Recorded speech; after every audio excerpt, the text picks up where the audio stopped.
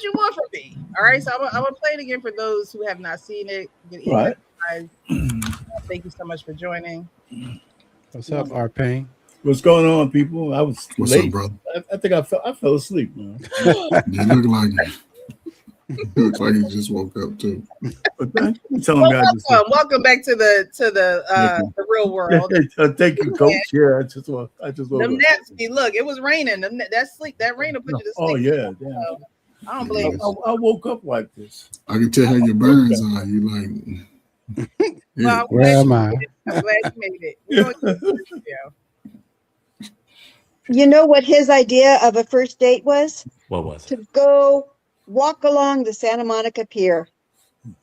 Sounds like And there were rides we could have gone on, but no, you had to pay for the ride. So he wasn't even paying for any rides. Wow. Look at his face. He like, heck no, I wasn't paying for no ride. fuck no. Lucky you getting his dinner. Oh, Martin. And then there was a restaurant that I wanted to go to because it was real close there, the Lobster. And I'd been curious about it. I love lobster. Oh, geez. Lobster. Come on, man. And I thought, how perfect. And it was delightful to find out that they had live music playing. Uh-oh. And they had fabulous lobster on the menu, but it was awfully expensive. It was $50. Yeah, how much was it? $50. Yeah. So we discovered that there was lobster salad, which he suggested would be a good idea instead. And I thought that's a perfect compromise. Yeah, so you know what I'm saying? She's like, it's a compromise. I can't get the lobster on my plate, so let's get the lobster salad. It's a compromise. He's trying here. And the lobster was rubbery in the salad. It was inedible. So that right there was all a big disappointment.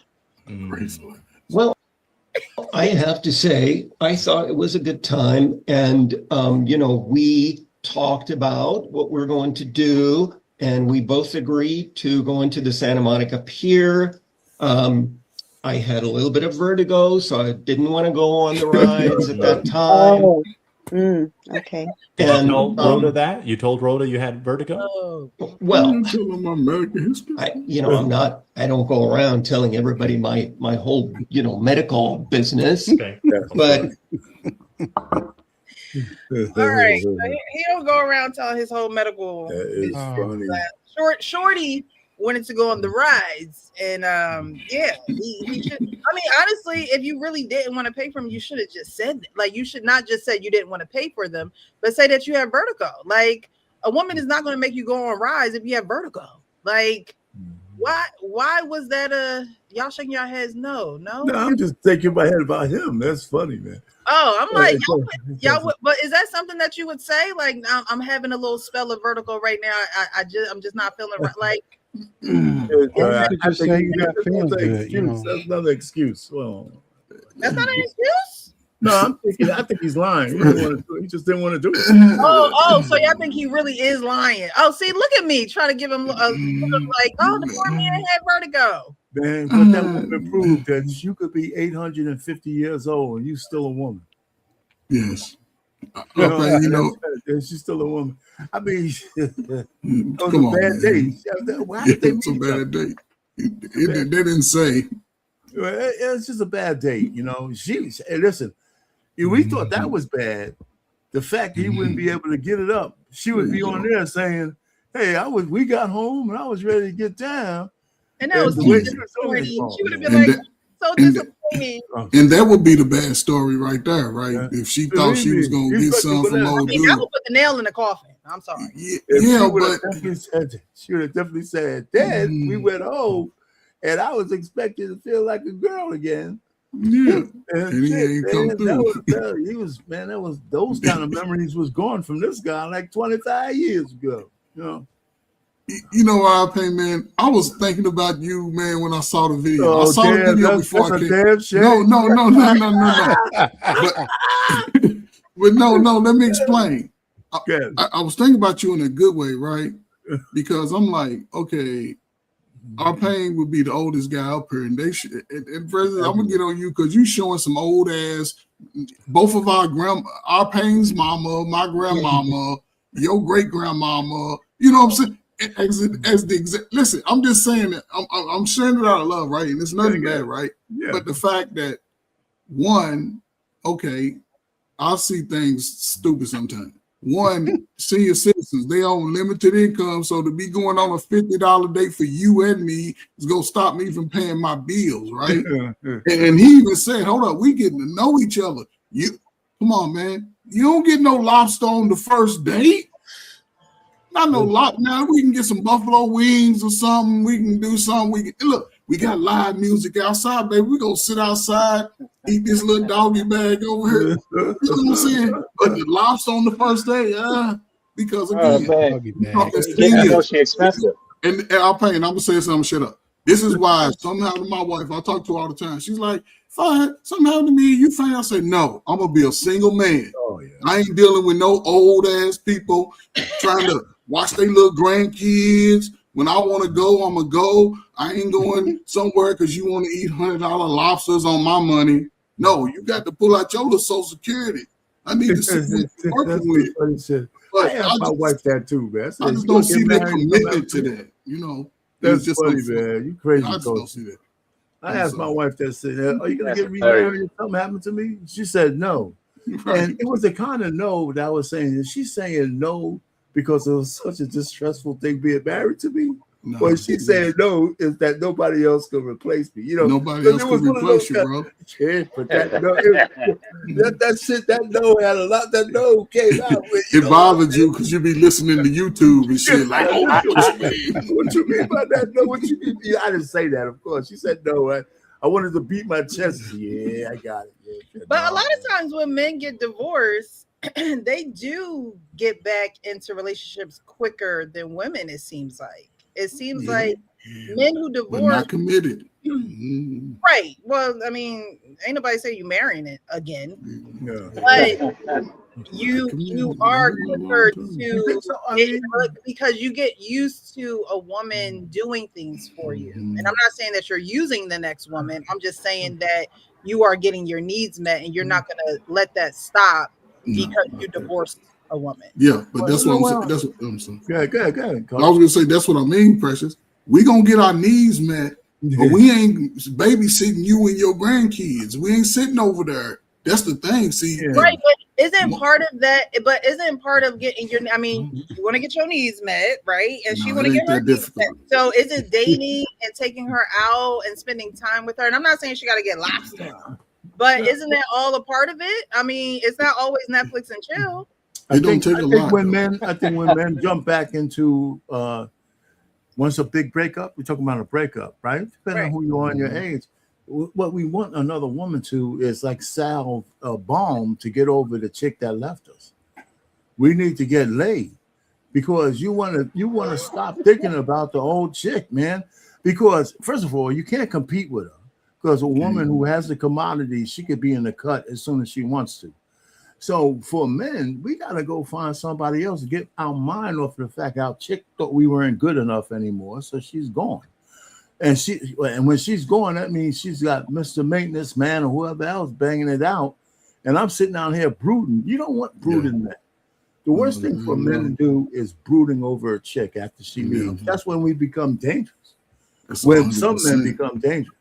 So and that's my advice to men. Get in the cut as soon as you can somewhere else. It's like Vicks vapor rub and shit. You know, that's it. You know, so you can start to heal. Yes. Don't get into another relationship. I agree. Get in something and get out of something. So just sex your way back to his sexual healing. Yes. Just take her to Pound Town and keep going. Yeah. I mean, it might be bad advice. It'd be bad advice if I told somebody to find another woman to fall in love with. You got to heal from that. But that's somebody to get the edge off. There ain't nothing. Listen, I don't know about other men. Ain't nothing. I agree. Men than losing a woman and sitting down here stewing in those juices. That's the worst place. Go to a dark place. My mother told me that at 14. My mother told me that at 14. Said, "Don't ever run behind a woman, boy. I mean, she cussed me out for 2 hours because she saw I was reacting to my girlfriend. She like, boy, if I ever, because, and then she explained like, boy, you can go into a dark place and be doing shit that you out of your mind. So I even tell my son, listen, if you break up, it ain't about having sex. Just move on. And the best way you're gonna move on, you're gonna have to do something that can relieve your stress, but you also got to do something that would direct your energy. Meaning, I would recommend, some people, if they feel like some niggas want to punch a wall, man, to go to the gym, beat the hell out of that boxing bag, kick it, punch it, elbow it, whatever. But then your nature still calls for a woman, and you can't commit to that energy like, oh, we dating. No, stick and move at that time. Get in that shit. Even if you just talk to a woman, man, you gotta, hey, she might like the way you knock it out. And she might, but I'll say this person, find a woman that's in agreement to just do that. That's right. Yeah, and there's plenty of them out there, but just let you come over and be honest. Say, listen, I only want you to knock me down, and they'll be like, okay. All I got is $50. All I got is $50. I learned that lesson when I was 19 years old. I learned that lesson. Or we could go borrow that $50 from old boy. It was a tough lesson to learn, man. It was a tough lesson to learn, but I'm glad I learned it young. Yes. 19, man, I came home. I told y'all, frat brother caught me crying over this chick. Crying. I was crying. Y'all was crying the way he was talking about I don't think I was quite boo-hooing, but there was real tears, right? And he said, what's going on? They used to call me Pain. What's going on, Pain? What's going down? And he says, well, Faith, don't tell me. I know who it is. Okay. He knew. And then, so, she was cool and shit. Okay, I got my ally. We frat brothers and shit. He's commensurate. Later on, the brother came home, because we were in the frat house. He couldn't wait to say, guess what, fella? I saw Pain crying over this job. Man, all the brothers, man. I was like in the middle of the roast, like a roast. Yes. I felt like Kevin Hart. Yes. You know what I'm saying? They would laugh, man. I said, yes. I cursed his ass out. I was mad because I thought it was like his confidence. No. And then from that point on, man, I said, I'm never gonna let this shit happen to me no more. Never. And that's the greatest thing. That camaraderie with when you say you're never gonna let it happen to you anymore, what does that mean? Well, I wasn't gonna let I stilled my heart. So I mean, because that after I cut her off, we had relationships again, but I was so hard. She used to cry and everything. I said, hey, I'm not being vulnerable to your ass no more, but I'll bang it out, So how do women identify the heartbroken man? Women don't give a shit about you being heartbroken. Right. Well, women are out there dating. We're out here dating. So how do we identify? Oh, you mean the next woman? You mean the next one? That's easy. Go ahead, coach. They talk about it. Guys will talk about the girl. They'll talk about a girl that you ain't never seen before. They'll talk about to the next girl. Yeah, they'll talk about that girl, and they'll compare you to her. If you wear your glasses like this, you look better. If you wear your hair like this, because guys and I'll say, pressure. Your peers. See, our parents are a little older than me, and that's why I loved about Jenny. Because girls, once they got to acting funny, we would cut them off. We wasn't sitting around crying about them, and we was shamed like, "Oh, dude, you crying? Come on, let's go out." Just like a woman today, when they divorce a man, what they do? They go out and have a divorce party. What they say is, girl, you back out here on that dock, on that hammer carousel. Let's go get you some, because I didn't like him anyway. Come on, man. You can't guys talk about it. Sean be talking about, because I know Sean got his heart broke when he was about 5 years ago. He's still hurting. Yeah, I'm telling you, I can tell. He won't sell us though, but I get you, Sean. I love you, Sean. You like a cousin, man. How does women identify the heartbroken man, the one who just want to get over his ex? How does a woman identify? Well, first of all, she wouldn't identify me unless I told her. I don't go and tell the next woman what happened to me with the last. Right? If I'm gonna get laid, there's no like, oh, woe is me. I think that's a turnoff for women. Yes. So I wouldn't tell her that, but I'd be fair. Like I said, I said, you know, if we're gonna fool around, I was a frat brother. We had a lot of women around, right? But Yes, they sir. would know, they all knew who my old girlfriend was. So if I was a free agent already, they know that wasn't going on. So I didn't have to lie. But I wasn't like some real kind of guy having millions of girls. I mean, like I said, I had relationships. Girls liked me because I liked them back, right? So, but I didn't have to identify me. I was just fair with any woman I was with.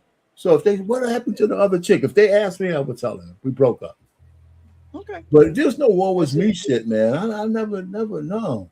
I'll actually give y'all the answer once y'all done answering. Let me answer. Let me answer. Yeah. I don't know the answer. You, Yeah. you go and find that T-shirt that R-Pain was wearing with the tears on them, and then it'll be easily identified. There, what happened to this shirt? It's drenched. It's drenched. That shirt is drenched with tears. I should have had one called the Tears of a Clown. Oh my goodness. Oh man. Mm-mm. You know what's interesting? You asked earlier. I want to hear your answer to this, but you asked earlier what happened. Why do men go into relationships quicker than women? Usually because they're not the ones who wanted the divorce, and so therefore they're looking to get, to have the relationship that they wanted to have in the first place before the woman wanted to divorce them. So they usually try to find somebody who's suitable for that, for those needs, and fall back into place after they, wipe them tears that we was just talking about. Could be. Okay. Your turn, 3 a.m. You got all the answers. I don't have any answers. You guys basically said them all. The way you get over that one, you go to the next one. All right. So Yeah, what's the answer? the answer was said. R-Pain, you actually said it. What is that? And I see a comment that tends to it. It's a broken heart is unbearable. I bear witness to it. Okay. So I'm not making fun of y'all pain. I'm not laughing at y'all. However, women's hearts get broken all the time. Okay. And it seems like when a man says, it's unbearable, like I can't go through this and I can't, sorry, y'all, my computer about that.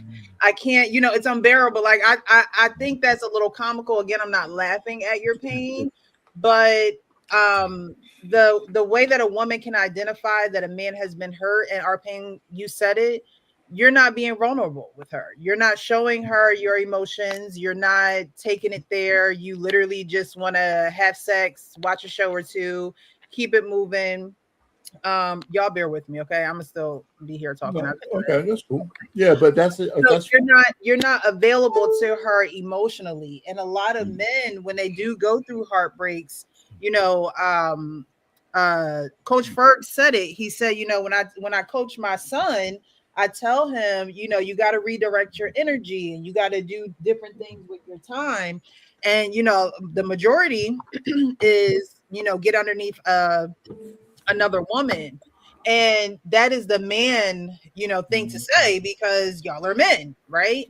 However, there are men who are heartbroken, and what they do is they take that time to come to themselves. So they will stay at the gym, they will pick up a craft or perfect their craft or perfect their profession, throw themselves into work and do all those things. Now I know men are men, you guys need to you need to release and do what you need to do. However, most men will go out and pollute the women that are out there. There you go, President. Y'all just admitted to doing it, but then it's here you go. And there are women who will go with just the bare minimum because they're not looking for anything, or they don't necessarily want to be with you either. But that is a way of masking your heartbreak or masking the emotional ups and downs that you had with a woman. And so now you're not going to show any woman any type of vulnerability, and then you run into then you're in this state of being, And you may a lot of men say, you know, I lost a good one because I wasn't ready. I wasn't emotionally vulnerable. I wasn't open. And I think that when you're looking to get into a relationship, you do have to leave yourself open like that. You know, that saying, my nose is wide open. You know, you do have to be open for that. And so, in my opinion, that's how women can easily spot a man who is just either heartbroken or just not ready for a relationship, period. Is that before and after we have a good night together? When does she find that out? Is that before? That's before the gusto or afterward? But you're absolutely spot on with what you're saying. But no, a woman don't have to have sex with you to know you heartbroken. Like Coach Ferg said, there are some men who will talk about it. There are some yeah, I can dig that. Who can wear on you're on point. I'm just trying to say it's a transition period, though. You don't stay in that state. Yeah, you don't. You don't stay. That's what I need to say. That you don't stay in that state. It's a transition period where you just have to get over the pain one way or the other. You know, because if you had a real relationship with a woman you were close to, you trusted in this, and she don't want you no more. You know, for men, you got to transition. You know, you just got to transition. But there's ways to do the transition. You can sit around and brood, thinking about waiting for the phone to call. Every time you see her, you get a twinge. You know. And then the worst thing you can do is try to beg for her back and all those kind of pathetic things that some men do. Or else you just try to go ahead and, you know, move on, get that little, like I said, Vicks vapor rub a little bit on you. And then you move on. But you're right. Some women could pick that up if you're not truthful with them because you're not opening yourself up to her. But usually, if a woman wants you and she likes you, she might not care about all that until afterwards. There you go. You know, maybe we could still have that encounter. There you go, Precious. But you're right. It's all kinds of different men. She like, but you're absolutely right. I have no argument with what you're saying. A heartbroken man is a horrible man. Like, you know, it's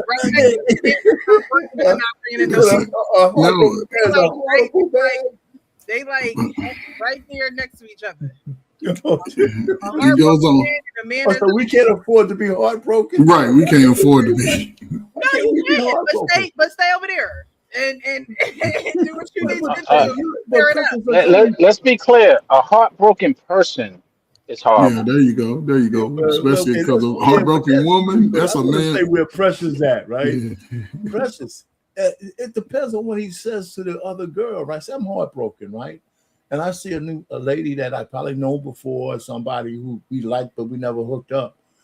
I mean, if I'm honest with the fact that, you know, I don't want a relationship, and she said, you know, this is where women lie, where they don't want a relationship, but they might want to get down. That's their first lie, right? Especially back in my day. Because I know if a woman invites you back more than once or twice, you kind of own it. Yeah, you know, and so if you prolong that, knowing she's catching feelings, then you're wrong, you know.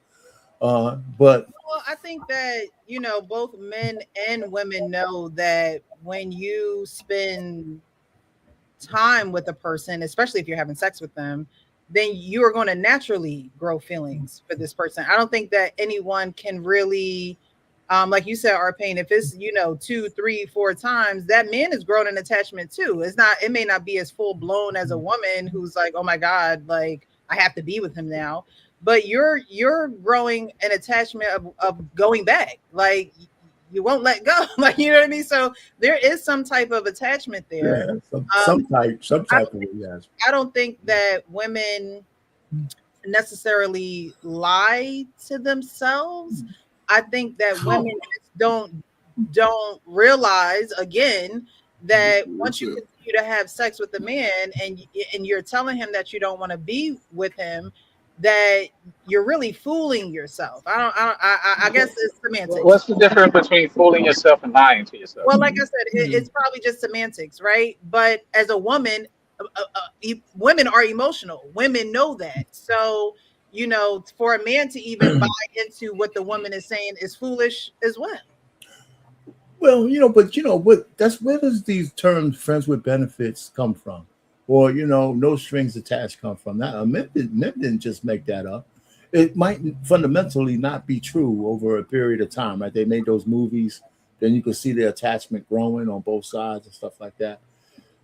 Is it fair to women I think it's just a natural order of things. If a woman is opening herself up to you, I would expect her. I think it's more natural for that woman to grow some attachment to you, even more than you back to her, unless you're a really bad guy just using her. I'm not saying that. I think that's the way it should be. I think what's sad in society now is that there's women who could just pull their pants up and leave just like men. I think that's the sad part. Well, I is think that's the sad that part. not what men? So would you? So would you? No, not one. We might want to fool around, but we don't want women You like that. want her to be into you or not? Like, what is it that you want? Why is that sad when if a man if all he wants is to have sex and the woman is now matching that energy? And I know why you think it's sad, and I know you're going to explain it because at the end, has some type of virtue about her. However, if that's all you want, why judge the woman if she is capable of doing that? I didn't say that as a judgment from the standpoint. I just say as a degradation of the fact that a lot of women in the past weren't like that. From my understanding, too many are like that now. That dynamic change is the chaos in the sexual marketplace. Mm-hmm. I argue with men about this. Women own the sexual marketplace. We play in it. That's it, right? And women don't like to hear the fact that they own it, because then it comes with accountability and all that other shit. But men play in the marketplace that women create, right? Because men in general will take sex from a woman any way she's willing to give it. But we're in the 90th percentile when that happens. We don't run shit. With men and sex, we don't run. Our sexual control ends right at the event horizon, which is at the beginning of her vagina. Right at the end. That's where our control ends. So it's just one of those kind of things, and so it doesn't make a man doesn't say he's not responsible for what happens afterwards. It just says he's not in control. My yes is not more powerful than a woman's no. It's never, nowhere, state, federal, local. A woman's no is more powerful than anything I might want in that sexual, potential. And that's what it is. So, I mean, I know, do men take advantage of it so they can get laid? Yeah, this men will do that. That's part of the game. But women are not that naive. They're not that naive. They try to be, but they're not. All men want sex from women. And women know that too. But that doesn't mean the man is nefarious. Men want sex from women they eventually marry. Men want sex from women that they discard. Men want sex from women that they just want to be friends with and be around. The whole spectrum is there. But make no mistake, a man approaching a woman is because at some point, and I mean, if there's no limits there when we get to know each other, I mean, there's no sex going to be involved. A man who's old enough and discerning enough, he's not going to keep trying, right? He should just be cool. That woman is off limits, right? It's a lot of women in my life that's off limits, so I don't be pursuing that. But there's millions of women out there. So weird. So I mean, I think the dynamics. I hope they're all off limits, sir. Of course, they have been for a long time, man. It's the only one. My wife should probably come out and say, "Yeah, there's one more." I heard this story. There's one more woman who's off. Watch out for a flying shoe. There's one more woman who's off limits after that story, buddy. Yeah, but some women act like they are so clueless that they want sex too. Like don't let that fool you. Like they not out here just I want to go get some lobster. That's hard. Like come on. Like there are women out here who it's like they get offended. Like if you talk about sex too soon, but as soon as they'll be quick to be like, oh well, I need my bills paid, I need this paid, but it's like one side of the coin wants something that the other, is acting like she in first grade. It's not the conversations aren't tangible. Yeah. Only time a woman acts like that is when they don't like you. The dudes that they like, he can pull up at 3 a.m., eat up all the kids' snacks, and knock her down in ways she only dreamed of. The dudes that they don't like, they're the ones that's going to pay the bill in between that time. You're going to feed me, help my slow kids with their math homework, come through with the grass. You're going to do all the fake maintenance stuff, and some other dude get to come over here because he got that look that I like. He got that, and Precious, I'll shut about this. This is the problem. Coach, keep going. When we meet too early and start having sex, right? By default, we had to come in and knock it down. We had to come in the door and put our footprint in everything. Because if we leave her and she on that phone, girl, let me tell you about Coach Ferg. Yeah. He ain't. She gonna run that down to everybody, and everybody see me, any potentials, they gonna look at me like I'm a clown. Look at you, goofy. Look at you. You ain't nothing. You ain't doing nothing. Coach, have you been there? You never been there? You haven't been there? I've never been there, but I've had to console guys like in your time that have been there. Like, dude, come on. I've been through all of this shit, man. So I've been there. Precious, women know exactly what they're doing. Shade, shit. Man. Women know exactly when they get horny for a dude, they got that look, got that bill. He ain't got to do nothing say. He ain't got to do nothing but look in her eyes. Now me, I got to take her out, get her some lobster, let her get on the ride. She ain't never been. You know what I'm saying? I got to come pick her up. I got to drive. You know what I'm saying? But the dude, Coach, you know a lot of stuff though, man. But a lot of guys don't have those experiences. But I've been there. I've been the guy who went and bought some wine to a girl, and my dorm. She was in my old dorm room. We're sitting. Okay. She was one of the prettiest women. First of all, I had no business trying to get laid by this. This woman was a solid 10, right? So I'm going over there. She liked me because I'm a frat guy. We sat down, smoking a little tea, a little wine. So was that before or after our pain? Was that before No, the I other chick? No. The first chick that broke your heart, was that before or after? Oh, no, this was afterwards. This was afterwards. Okay. Afterwards. So we sit down, we're drinking. She's nice, man. I don't know if we kissed or not or whatever. So I'm leaving. There's an L shape to the elevator at the other end of the hall. You go down and make a right to the elevator. I remember I see my frat brother walking up. And he light-skinned dude looking like you, Coach Ferg. Yeah, see, he's knocking them down 3 or 4 times a day, different. You spoke to him, I paid. You dapped him up and everything. No. I'm walking back because I'm leaving, right? And I see him walking towards. I don't know where he was going. Just I looked at him, right? Because I pledged him. I said, "Where you going?" You talked to him. He told me I'm going to that girl. So I said, "What? You going to her room? I have her all buttered up and shit." Yeah. And I said, man, all I know is when I left dry and shit, he's over there on my wine and treat. That shit out.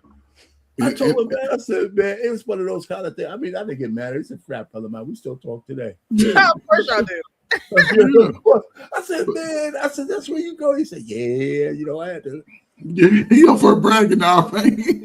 I said, I'm leaving on dry, but my jeans were all puffy with all the blue balls and shit. And he going down there knocking. I said, man, we laughed at that before, but these are stories. I heard stories with some chick, I wasn't the best, I wasn't the champion. I saw later on, had a couple of girls with her. I heard the snicker. I've been on all levels of this shit, man. Impressive. Our pain experienced that in the 70s, right? Yeah. I experienced it in the 80s, right? And these little tight jean wearing dudes in their 40s can't go through that with y'all. They crying the worst ever. The key is that you're supposed to be learning lessons from these daggone right. That's correct, Dad. I don't wear no tight jeans. You gotta be learning lessons, man. I'll end with this one. Let me just add this one thing. I had this AKA that I knew. We were at the academic spine. She was lovely, real red bone, had twins. She's Like trying them to light get, skin. she's trying to get through. I had You know, she's trying to graduate. So I'm sitting down talking to her, and we start talking about relationship. And I guess I might have gave her like the feeling of this is when I was fresh off of being hurt. She said, "Yeah, you just broke up with somebody, didn't you?" There you go. I said, "Yeah." I said, "Yeah." You know, and she said, "Listen to me." She said, well, "This is what you need." She was older. She says, "One thing as a man, you need to know that women don't have any power over you than what they have between their legs. If you lose yourself to that, then you're lost." I'm 850 years old. I never forgot that conversation. And I'm so mad that I don't remember her name. It was like every so often, I remember when I get those nuggets from people. I remember where we were sitting. I remember how she said it to me. I remember the conversation. And it's something that never left me. And it was just what I needed to hear at the time. You know, and it was like she was like an angel. There was your lost angel. There was your lost angel. You know what I'm saying? Oh my God. You know, so I mean, I'm not really the, you know, listen, if I was really handsome, I would be like the Don Juan. There would be no woman I couldn't conquer. If I was one of those hoe. kind of guys who I'm a hoe. You know, I mean, I would go. I'd be calling Ebony K. Williams. I heard you got problems with successful men. Let me fix that for you, baby. Yeah, get them out, man. Let them know. Yeah, let them know, our y'all better take notes. I do own the bus. Yeah, y'all better take notes, man. He's giving y'all game. I don't ride on it. You don't ride it, you own the bus, right? I own the bus company, not just the bus, baby. I own the company. Let's talk about it. So I'm glad that you guys kind of went a little bit further into that conversation because I think other people need to hear it. I liked everyone's input. Menelik says it don't make a man less masculine to talk about a heartbreak. It's part of life experience. And I think, you know, I agree with that. You know, I think that men should definitely, I think men should talk, women should talk. Again, you don't hear what you don't reveal. So I think that it does need to be something that you're able to express in the way that you like to express it. And if you don't know how to, you know, learn, go somewhere where someone's going to give you some education or some practices. Because again, I think a heartbroken man and a married man, I mean, a broke man that ain't got no job, they're dangerous men. I think that they could be dependent, you know, and that's why I think women understand. They need to understand that, like men, like when two men get together. I'm sorry for cutting you off. We understand that we can only talk to each other a certain way. Okay. There's certain governors from men to men that when you cross that line, you got to be ready to fight. Women don't have that such governors. They'll take a man over across that line, and they don't. Sometimes women don't know when to stop. I'm not blaming it on them. But they're not aware of what they're doing from the standpoint that the guy across from you don't want him to get past the breaking point. Right. Just like the lieutenant governor who went ape crazy with his wife and did her and did himself. He was broken because he cheated on her and she let him have it. And he couldn't move because he lost a $400,000 business. He lost all his contacts. He disgraced himself. So he's already broken, right? So I don't know what she said to him at all. All I know is that when he crossed the line, he took her out and then himself, but he purposely didn't take the kids out. That means he was of sound mind enough. You know what I'm saying? He broke, but he's going to spare the kids. I just say, men, I don't see how you can't, when somebody goes crazy, you don't know where that crazy point is. You know, that's why I say anybody who, off somebody, I think at that moment, of course, they're not in their right mind. I don't care who it is, because then you don't know where the breaking point is. And I think women should be careful. I told my daughters that, because I was telling my daughter, she always gives me flack, and I'm talking too much. And she's like always smart mouth with me. I said, I hope you don't talk like that to men out in the street. I hope you don't, I know she like to put that little dig in, and I always got to get the last word. I said, I hope you don't, I hope you understand the difference. because I love you, you know. So I have these conversations. You know what? That just means I'm getting old. You become like a sage and some shit like that. Yeah, I mean the wisdom, you know, you look, when you're a child, you put away the childish things, right? And you know, as adults, you have to be able to carry that wisdom with you and pass it down. You know, you don't hold it in. It ain't just for you, child. It's for those who are in your family, Right. those who are within arm's reach. Platforms like this where we can have these conversations, because you know, not a lot of people grow up in loving homes. And so, you know, they have to learn the hard way. And the hard way usually is not really having someone who cares enough about them to warn them or train them or educate them before, you know, they actually need these skills and conversations to get through certain things.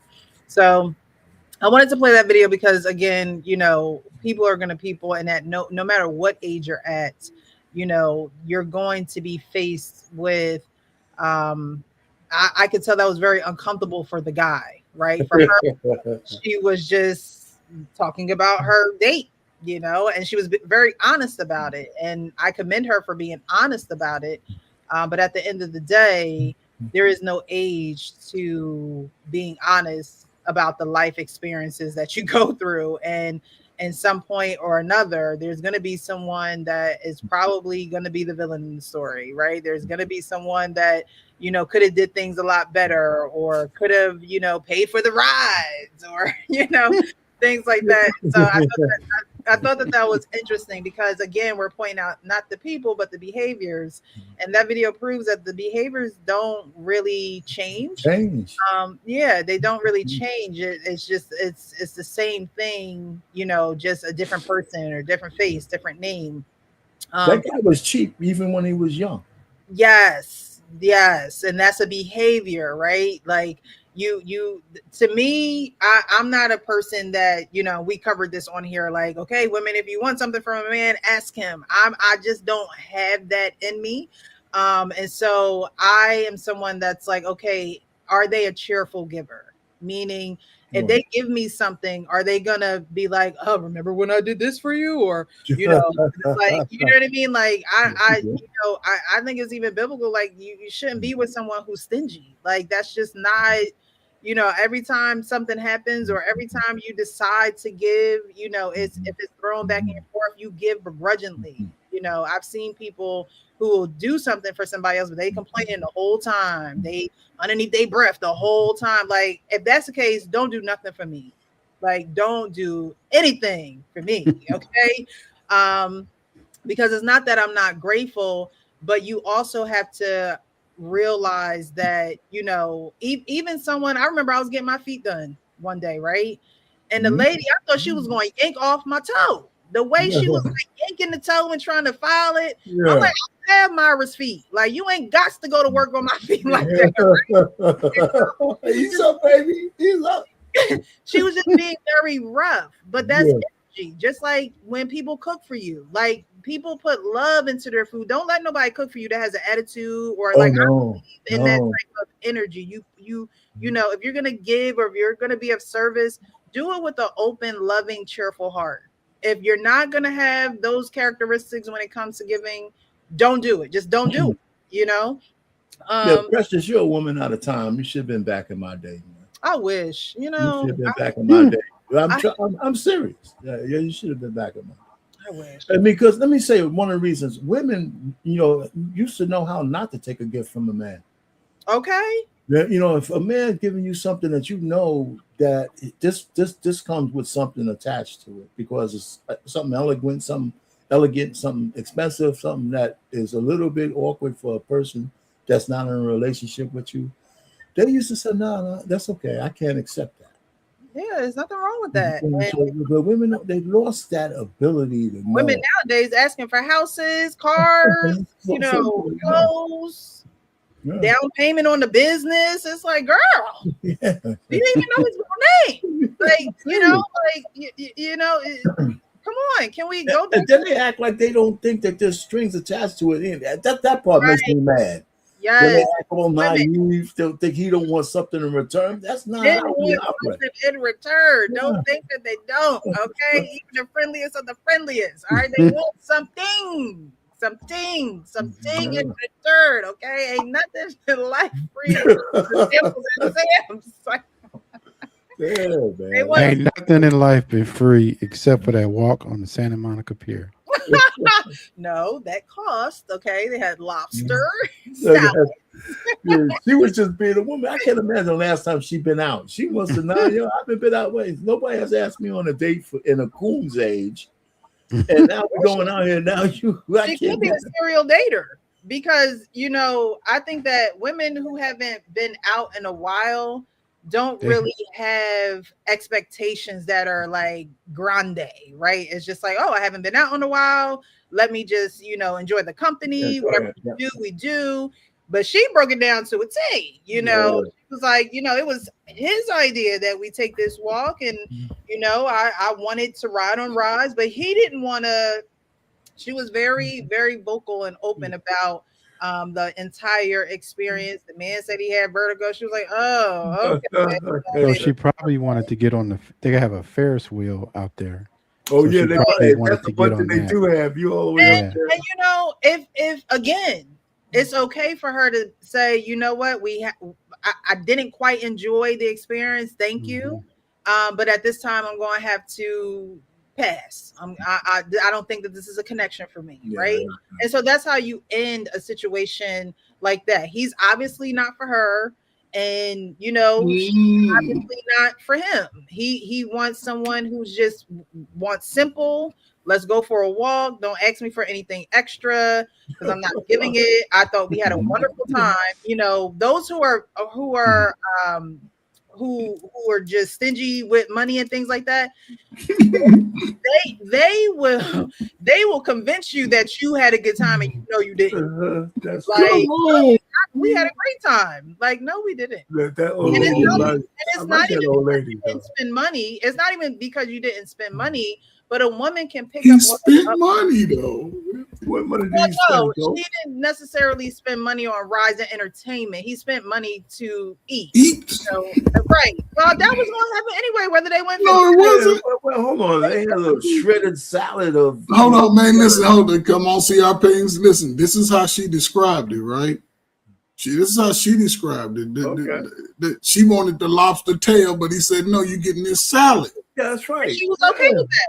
And she wasn't okay with it because she got to complain. I bet she got a doggy bag and took it home. But I'm just saying, the fact that she probably was again, like, out of my face. I guess I'm so caught up in the age of these people, right? Listen, she still had expectations. You people, listen, she's an old woman, but she still had expectations. Every woman has expectations. High expectations from a man who's on a, what I'm saying? These people are high expectations to go on a couple of rides. No, listen, let's go walk to see if we like each other first. And you ain't getting no ride. And we only you coach, man. Come on. We outside. They got free music. We go eat this little salad. A woman down from a ride. I know that you lying. Man, y'all see why they have problems. I can see if she was asking for caviar or some shit like that. No, but still, I don't think we're arguing, Coach. I just think that most women have expectations. They do. And it's as simple as that. I mean, what does she, Precious? What does she offer? What does she offer in that experience? What do you mean? What does she offer in the? What does she bring to that experience? What does she bring? That he did. She wanted. He experienced, but that's not good. But that's not good enough, right? Walk by himself, and then he wouldn't have nobody expecting him to pay for a ride because there wouldn't have been nobody there to try to ask him to go on one. It's like I don't. He took her to the wrong place. I get it. He took her to the park where there ain't no rides, ain't no restaurants. She's not gonna want to swing on the swings, and she's not gonna want to get on the seesaw. But if you take someone to a pier where there are, adults and not just kids there, she's going to want to experience some of the activities that's going on at the pier. Like, where's the disconnect? Like, man, we talking. I guess the video. So you would take a woman to a pier and no, not I wouldn't go to the expect prairie. her to not want to experience any of the activities there? I wouldn't go to a prairie. I wouldn't go. I assume this is their first day, right?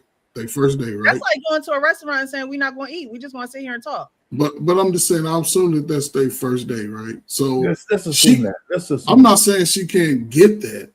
I'm not. We can go on the second day after we had established that we like each other. She's vibing with me, then. But we go and see. And this is where they both got like 6 minutes to live. I know that's only got 6 minutes left to live. but our pain. What I'm saying is, that sounds like a good movie. We both got limited. We both have limited income too.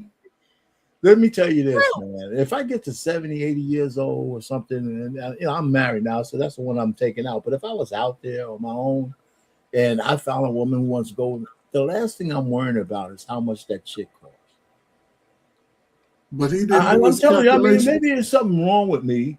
No, you got big money, Arpane. You got big money. Not because I have big got money. big money. Let me tell you, when a woman's 80 years, she ain't gonna cost us so much. How much she gonna cost, man? I would have paid for the lobster dinner and everything. I said, me and Mrs. Krusty 1 and Krusty 2, we're out hanging out. We would have been on some rides. I would have been screaming, popcorn flying. I said, listen, I get vertigo. If I throw up on you, I still love you though, baby.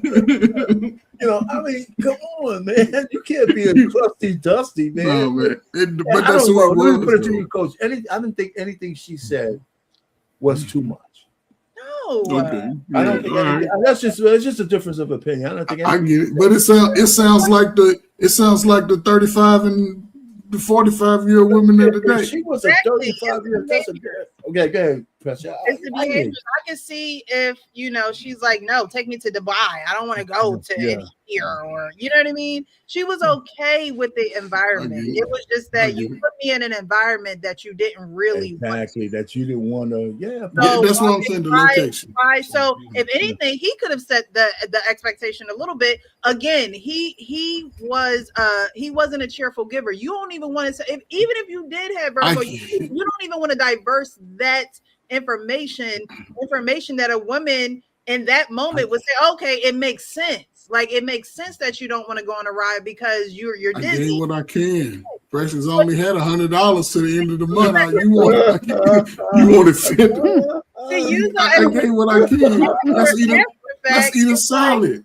We don't need to be getting swole. Let's eat a little salad. Like the fact that he compromised. She was like, I thought that was a great compromise. They had that on the menu. But at the end of the day, I mean, it was rubbery. It's a salad. Like, you know what I mean? Come on, man. The protein is hot. Like, lobster salad, that's crazy. As someone who worked in a restaurant, like I can understand that. But honestly, if they probably went on the rides, I don't think that, she probably would have had a big stink about the food factor of it. Like, I think it would have been like, the lobster was a little rubbery, but we still had an awesome time. Like, we went on the Ferris wheel. Precious, you either get a ride or you get a salad. Make a choice. I ain't got money for it. I'm just saying, I can understand his situation. He ain't got money for no ride. He should have picked a different venue then. He should have picked a different that's why I said a regular old park with some ducks and walk. Then we get a little salad. Get one of them lakes where you have to pedal, No, we too old to paddle, Precious. We ain't doing number sitting. I got vertigo. We gonna sit. We gonna walk to this bench over here. There were different. I'm sure there had to be other options in California where it could have been a little bit more relaxed, a little bit for no expectations of money because it's just I can understand where she's coming from. I can understand where he's coming from, but to me, he's not a cheerful giver, and so he's gonna. I'm just not gonna date. He's gonna keep his funds to himself, and if it's not absolutely necessary, he don't see the purpose of letting it go. Exactly. All right, so we're gonna move on to this next video. So you guys have heard the expression "death by 1,000 cuts" of people married and things of that nature. So this video, the caption says the argument that ended my marriage, but I wanted to put the actual argument up here because I think a lot of times when you've been married for a while, and I don't know how long they've been married. She looks young. But I've been seeing a lot of videos, you know, when you get married and you have these arguments, they're arguments over little things, they're arguments over things that really don't matter. But you find yourself going back and forth on it. But her caption on this video is the argument that ended my marriage. No, I'm not gonna do. Melissa, I come home from work. The house is all dirty. What do you do all day? I've been working. Working? Just because you go into work and I work off of my computer doesn't mean anything. Working? It looks like you haven't been working because the house is all dirty. The dishes are still out. How about you go clean them? Because it's your job. Those are your dishes. I don't care. It's your job. It's not my job. I'm your wife. The woman. Ever since we've gotten married, why have you started acting like this? You are So he flipped the switch when y'all got married? the woman. It's your job. You know what? I'm gonna go find another woman. All right? Go It ahead. doesn't even matter. Go ahead. I The don't woman that care. actually does her I'd rather job. be with someone that does 50-50 and doesn't think the I'll actually women. go get someone that does her job. Okay, in the good. house. You go find someone. Good, Like, good cleans luck. the house Good and luck does the finding dishes. someone that's gonna put up with your bull. It's not bull. Now get up. I'll make you do the dishes. No, How you're about not that? making me do anything. How about you get Get up away and from go me, get Tom. the dishes? Don't touch me. Get up. No, and I'm not gonna. go do No, the I'm not gonna do dishes. anything. Back away from me. It's I'm your serious. job. It's not my job. Then get out of my house. Okay, I will. Maybe I didn't watch the whole thing. I didn't see that part. So how old y'all think they are? I want to say They look like they're in their 20s. Yeah, right. 25 to Early 30s? like 30. Say early 30s, yeah. No, I didn't think Well- they look that old. They look like they're in their 20s, but they could be early 30s. What do y'all think about that argument? It's like, you know, they both are working. She works from home, and you know, working from home, there are some pros to that because you can get things done. I'm just saying. Yeah, how long do it take? You can Let's run be some serious. know if they had Let's be children. serious. How long do it take to wash some dishes? But And if you got a dishwasher, you could put them in a dishwasher. Like, I don't even use my dishwasher. Me I think neither, Precious. I was watching the video on that, on how Yeah. we were trained to wash dishes, and so because we were trained that way, I you don't know, use it either. I don't use my dishwasher is storage. but I I'm got- just using that as a reference, right. you know, because like, you know, you pop, like if you use the dishwasher, you pop them in there, you know, you go back to, you know, your Zoom meeting or wherever are you doing, you know, it don't take that much. And I just think it's the way that he delivered it. He, you know, he's talking about it's your job and all that. Like, no, you don't have to say it that way. Like, you could be like, hey, you work from home. How come, you know, I can't come home to a clean house? Like, you're not, you know, unless you know, obviously we don't know what kind of job she does. So like, we don't know what kind of deadline she's under or like what kind of stuff she's doing. But I mean, it don't take much to wash dishes or, you know, put a load of clothes in. It ain't like you got to take your computer and walk around with you all day with the camera on, you know. Okay, I definitely agree with that. Delivery here was off, all the way off. His delivery was just like horrible. I mean, the delivery he gave, you would have thought he was a baby boomer or something. Like he gave a delivery like he'd been on this earth for years and years and years and got grandkids and stuff. You know, his delivery was way off to say that's her job. It seems like it's not something that they really discussed like that. It does seem like he pays all the bills because she said, I would rather go 50-50 with someone, which means she's not going 50-50 present day. However, if that is something that he requires for the household, because I don't even think, you know, I think a lot of people think that men require things just for themselves, but you know, my mom and dad are married, and I think that a lot of the things that my dad requires is not just for him, but it is for the household, you know, because he wants peace in the household. And so my mom doing the things that she did and now still does creates peace in the household, even with me and my brother not being there.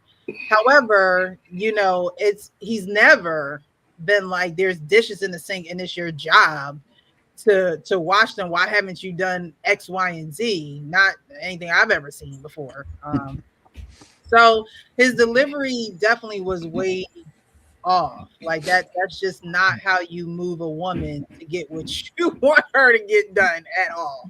Yeah, but his delivery it's really secondary to the issue, if you ask me. Okay. It was bad, it was wrong, but it's secondary. Yeah, like I said, the real key is they didn't talk about all the things they needed to talk about. Yeah. Right. It doesn't matter whether he's paying the bills or what kind of job. I don't know if they had kids or not. I don't think they let us know that. You can't tell it. One of the things I think men need to do, if you have your woman and you're both working, and whether you're paying all the bills or not, you have to set the expectation of what you want from her before y'all get into that relationship. And if she switches on you, then that's a different story. But let's just say we had it straight. They didn't. I always thought it was best that, we had certain designated days where we just all did the cleaning, right? My man cave, my wife didn't have to clean that. I did. My office, my wife doesn't have to clean my office. I clean. That kind of stuff. So my wife didn't have to wash my clothes because we were on a different time clock. I washed my own clothes, and my kids were able to use the machine safely. They washed their own clothes. So I mean, those are the kind of things you should. And my wife didn't have a real full-time job like that, where she should just be the cleaners and we dirty it up and she cleans it up. And no, we all should chip in and keep the house as nice as we possibly can, no matter what you do. Mm-hmm. So I think most people, that's why we get into these conversations on these panels, who should cook and clean and all that. I didn't need my wife to be my cook. If we have kids, then you take the lead because you're going to be with them. You got to make sure they feed. I like to cook. And I didn't have, but when I was working hot and heavy, I didn't do it as much as I do now. But I'm just saying, he was wrong. His delivery was wrong, but I don't think whatever he would have said would have changed her mind. Right. I don't think whatever she just thought that I'm gonna end it. I just think that she didn't think that was her job. But here's where I think, he didn't pick the right woman, because at some point, as a woman, you should just be disgusted that there's 30 dishes in the sink. A little bit more than your man. Yeah. You know what I'm saying? And if you're not, then, so I don't know. His delivery was wrong, but I think they have a larger issue. Yeah, I mean, she did say that, ever since we got married, you've changed. And so maybe their expectations going in it were just different from the start. Well, and they didn't discuss them. They never had conversations surrounding it. And so now, I mean, work could have pissed him off. Like something could have made him mad that now he's bringing that energy into the house. So much so that she feels like she has to record it. And, it seemed like they were parting ways after that. But I definitely agree with you, Arpain. There's definitely a communication block or, issue there, because to say, it's your job, I don't care if we've been home all day. Again, I do believe that you can get things done while you're at home, but if there is no expectation set, then there's not going to be an expectation met. Exactly. You can't really fight for things that you haven't really put on the table as being things that are, up in the air for discussion. And so I don't know. I think he just really came out of left field with that. What you got, Coach Ferg? Yeah, what you got, Coach? Yeah, what's up? Yeah. Salute to the black folk who I guess in relationships like that, because these white people was clearly doing a skit. Yeah. But it says a lot, where people are in relationship, because y'all both spoke about the communication, right? And this is, people just don't, I would, just think about, like, was she working at home before we met? Did I come over her house after work on my way home and saw that she had dirty dishes and had all these red flags and I still married her? Yeah, now I bring you money. But people are who they are before you meet them. But you do change. But if you focused on your relationship, your marriage, then you're changing for the better. Right. My wife works at home. My wife still loves to cook after work. Matter of fact, she's cooking. Wow, she's multitasking. I love a woman that can multitask because I multitask. And the fact that he's coming home, and what frustrated him is that he's coming home. He has work that he needs to complete, but when you come home and your house is raggedy, you know what I'm saying? And I love old school parents, right? I love coming up with my mother and father because when we all became of age, I don't know what age they made us work around the house and clean up behind ourselves and do things, chores like that. But when all of us was teenagers, my parents didn't do no work around the house. But our house stayed clean. My mother wasn't washing clothes. She wasn't cleaning out no bathtub. She wasn't doing nothing but getting some groceries and whipping that stuff up for us to eat. And we wasn't making no special and we could have did that, but it was the structure, like, you're gonna eat some of this, whatever's in this pot, and you're gonna like it. Because she cooked it out of love, because she wanted to cook it. My mother loved cooking. Her Thanksgiving spread, when I look at these little people on YouTube, I was like, they got that shit on my mama. Because I ain't never seen my mother read no instructions, and I ain't never seen her grab a box except from the dry goods. That's it. And she used to whip up everything from desserts to the main course. My father, I ain't seen that nigga lift a shovel. Me either. But he worked all my life. But best believe I know how to shovel. Best believe I know how to put it. But I was given those tools by my parents, even my sisters, right? They'll tell you, I can't cook like my mama. They got one dish. And the fact that when you're in a home, like I said, if you're working and you communicate, because we all lay down with our lover, wife, the modern word that y'all use, partner. I ain't got no damn partner. But when you lay your head on that pillow and we talking about our next day, future, the gas needs some car needs some gas, kids need a little haircut, you know what I'm saying, need some shoe. Everything that needs to be done should be within that huddle. It should be within that huddle. And when people get together, you don't think forward about the completion of the family. That's where you start having these problems. And I think a lot of people are so focused on the problem of what the other person ain't doing instead of just having a real conversation. We talk, and I'll shut up. Black folk, 99.999% of us hate to be wrong. We hate to be, even if it's doing something wrong, we still, but see, you got to help me out because I'm at home all day eating chips and playing with my video games and might get on YouTube, but I ain't got time to take care of our home. But I'm coming home, a man will put his check in the bank and not even really, you know what I'm saying? If he's in tune with it, he won't even calculate the spending of the home in his head because the house got to be taken care of. My check is a part of it. And then in this modern person, people, the parents are more selfish to focus on the family, the home. But here we are, Precious. 3 a.m. What y'all gonna do about it? Because those are y'all peers. Those are y'all single mans and women that y'all gotta get to conform to this type of life. And I'll shut up. Just a little thought. Think about it.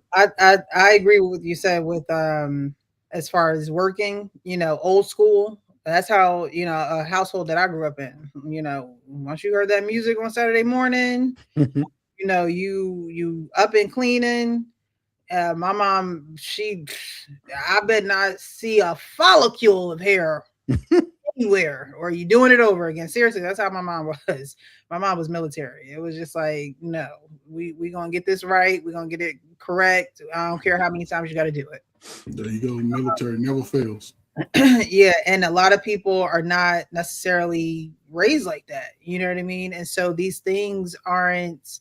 And this was me and my brother. So me and my brother were washing dishes. Me and my brother were folding clothes, putting them in a wash machine. There was no delegation to, oh, you're the girl, you're the boy. He would mow the grass, I would do the edging. Like, you know what I mean? It was a team effort all the way around. And so I don't think those values are necessarily at the top of the totem pole nowadays. And I think that parents do a lot for their kids or allow their kids to not do those things. And so when you get into relationships, and like I said, like we said, they look pretty young. When you get into those relationships, something like that could be important for him, but her is just like, look, whoever wash the dishes at night. It wasn't necessarily a woman's job, or it wasn't necessarily her mom who probably was a wife. It wasn't necessarily their job. And I think we talked about this before, that when you get into a relationship, you have to be equal. So you have to, like, those values have to be there, right? You can't be with someone who is lazy and you a go-getter. Like, it's just, you're gonna be mad the entire relationship because they don't share that same value of hustle like you do. You can't be with someone who is, a neat freak, and then someone that just lays a sneakers and socks all over the place. That's why when you go to college, they give you these surveys and they ask you, they try to pair you with someone who's very similar to you. Are you a morning person? Are you a night person? Do you, like loud music? Or like they ask you, I forget what the questions were in there, but I remember when I went away to college, they gave us this questionnaire so they can partner you with the best roommate, that you'll be compatible with.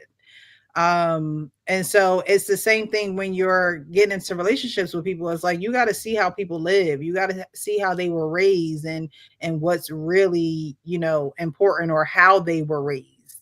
And the things and the routines that they had in their households, because when you start to learn those things after you're married, it might not turn out well.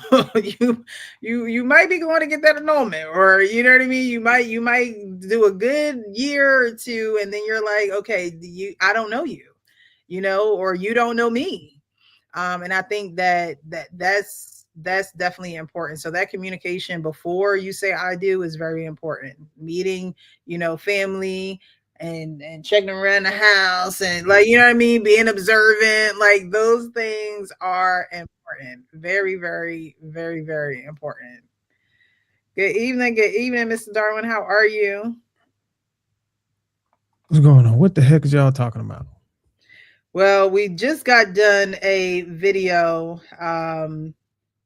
Where is it here? Of a woman who says this is the argument that ended their marriage. I'll play it, and then we can you'll give your 2 cents on it, and then we'll move on to the main video of the show, because I thought that one was pretty interesting. All right. So the argument that ended my marriage. Get up. No, I'm not gonna do. Melissa, I come home from work. The house is all dirty. What do you do all day? I've been working. Working? Just because you go into work and I work off of my computer doesn't mean anything. Working? It looks like you haven't been working because the house is all dirty. The dishes are still out. How about you go clean them? Because it's your job. Those are your dishes. I don't care. It's your job. It's not my job. I'm your wife. The woman. Ever since we've gotten married, why have you started acting like this? You are the woman. It's your job. You know what? I'm gonna go find another woman, all right? Go ahead. It doesn't even matter. Go ahead. I don't care. I'd rather be with someone that does 50-50 and doesn't think I'll women. actually go get someone that does her job. Okay, good. You go find someone. Good luck. Good luck finding someone that's gonna put up with your bull. It's not bull. Now get up. I'll make you do the dishes. No, How about that? You're not making me do anything. How about you? Maybe he'd be watching too much YouTube. I don't know. Get up away and from go me, get Tom. the dishes. Don't touch me. Get up. No, I'm not gonna do No, the I'm not gonna do dishes. anything. Back away from me. I'm It's your serious. job. It's not my job. Then get out of my house. Okay, I will. Get out of my house. That probably is his house too. Her name probably not nowhere there on that deed, nowhere. Yeah. So Darren, what you think? I think that's a trap that a lot of men are falling into. They think that if they sign up for a 50-50, they can still impose other duties around the house on a woman that they take as a wife without setting those expectations before she sign up. I don't think I'm just being honest with you. I don't see a lot of women signing up for that kind of deal. And And it's a matter of men not being caught up with the way that things evolve. You want a woman's full cooperation and submission, but you want her to bring in half of the resources, and then and then take the toll of cleaning everything up and duties around the house. Is just a lot of women are just done with that. They're communicating that they don't like that, and men are ignoring that. So then when you get in a situation like that, you just got to break up the family instead of just knowing that that's not what they willing to sign up for. Don't even get in marriage with them. If you know what I'm saying? If y'all are, this is a matter of communication right there. That's just simple communication. What do you expect me to do since I got to work remote? I still expect you to do it. Oh, well, then I'm not doing. You know, you can avoid all of that. But, you know, people, it's just a matter of men just imposing the gender norms, even though the economics is balanced out. I mean, if this guy was a sole provider, and I would be like, what the fuck is she think she doing? You know what I mean? Well, I think, okay, so you heard the 50-50 comment and you assume that they're going 50, like they're presently going 50. No, she also stated that she worked remote. Just because you go out to work and I work remote doesn't mean I got to take care of the house. She said she was working. Right. But that doesn't mean that she necessarily contributes to the household. When I heard the 50-50 comment, she said, I can go be with someone else and go 50-50 with them, whereas they don't, feel like the woman has to do X, Y, and Z. So to me, it sounded like, and I could be wrong. You could be wrong. She was saying that I can go be with somebody else who would do 50-50 and not feel like I got to do the housework. But she's already in a 50-50 situation, but he feels like she still got to do the duty. She said she can go get a different 50-50 guy that don't push her into the duty. Okay. I interpreted it different, meaning. Yeah, that's what it is. It's a 50-50 situation. She worked remote. She getting a check. Play it again.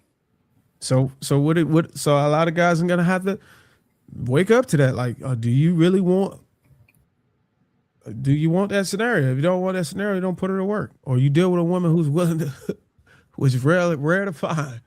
A woman who's willing to work around the clock and then clean up the house and your dirty drawers and shit. That's a needle in a haystack to find. And I don't even know if she'll stay that long if she get hold to a friends group. And they find out, what you doing? What? You going to work? You paying these bills? And you? Oh, hell no. You have a kid on that too? Oh. That argument gonna get dangerous. I think that the only pushback I have, Darwin, is it doesn't matter whether they're 50-50. They should have had a conversation on who's going to be doing what anyway. I don't think going 50-50 with a woman, especially these days, to try to live a decent life means that the woman is absolved from doing any housework. I don't believe that. But I mean, his approach was not based on individual belief. Let me just finish. I don't think that traditions should be completely thrown out of the window because you have to pay some bills as a woman. I think that's crazy. But the point really is that the traditions that a man shouldn't do housework is the problem. Right? So you threw a tradition out when you made the woman work. Well, hold on for a second. Let's bring it up to where we are now. Most people have to go on work. Most people have to live off of 2 salaries to have a decent life.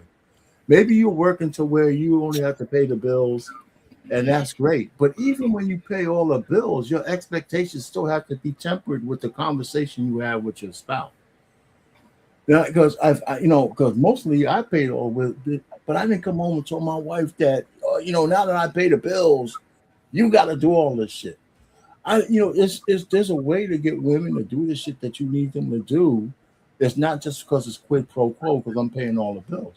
I told my wife, if I'm paying all the bills, we're going to live as a family according to what I could afford, even if you have a job. Because if shit hits the fans, it's going to be on me to keep us upright. So I don't rely on your money, right? Even if you have some, but I still don't want to be, expect that if there's an extra dish in the sink, you're going to leave it there because we got to discuss who's going to clean it. Come on. You know, I I mean, remember what the conversation that my parents had, because my mom worked for a little bit, and then I remember being in school, and then my mom was just home all the time. And then later on, I realized she was a stay-at-home mom. I remember my dad going back to school, and so getting older, I realized he went back to school to make more money, to bring more money into the household. And so I wonder what their conversation was like, because my dad didn't lift a finger, you know. And especially when me and my brother appeared in the picture, we were adopted, and so I was 9, my brother was 8, and we were, you know, trained to do all the household work and things of that nature. My dad did not lift a finger, probably for that remote to watch football on Sunday. Where was this? When my mom became a stay-at-home mom, because even when she was working, she did those things. She cooked, she, you know, laundry, all of those. But I wonder what how the conversation went down when you know, they decided that she would then be a stay-at-home mom. You know, obviously she agreed to it, right? Like, you know, she did everything to make the household and my dad and us comfortable. But I really wonder how that conversation went, you know, because these are conversations that you have to have, and you really can't move further without the consent, right? You can't move further without someone without both of you actually agreeing to it. Well, based off of the dynamic, what do you think the conversation went like? Well, you know, you don't have to work anymore. We have these kids, and your job is now going to be the woman of the home, making sure, you know, chores get done and the kids are taken care of, and they got things at the school, you know, that's the role that she played. But again, not played, but she's been in.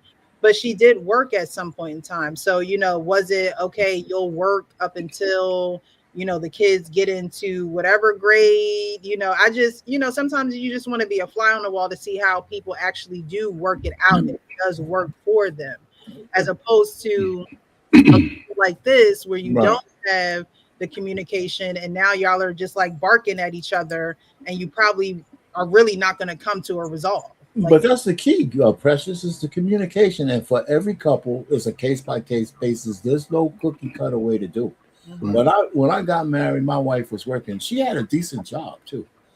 But there was just some natural things she cleaved to. But maybe that's because of the time we were in. But I didn't have to tell. But we had a conversation. I already said it before Doran came up here. You know, it was only a 4-year period where I paid all the bills. Okay. Right. So the first, she was working a lot, but when we came home, she wanted to cook.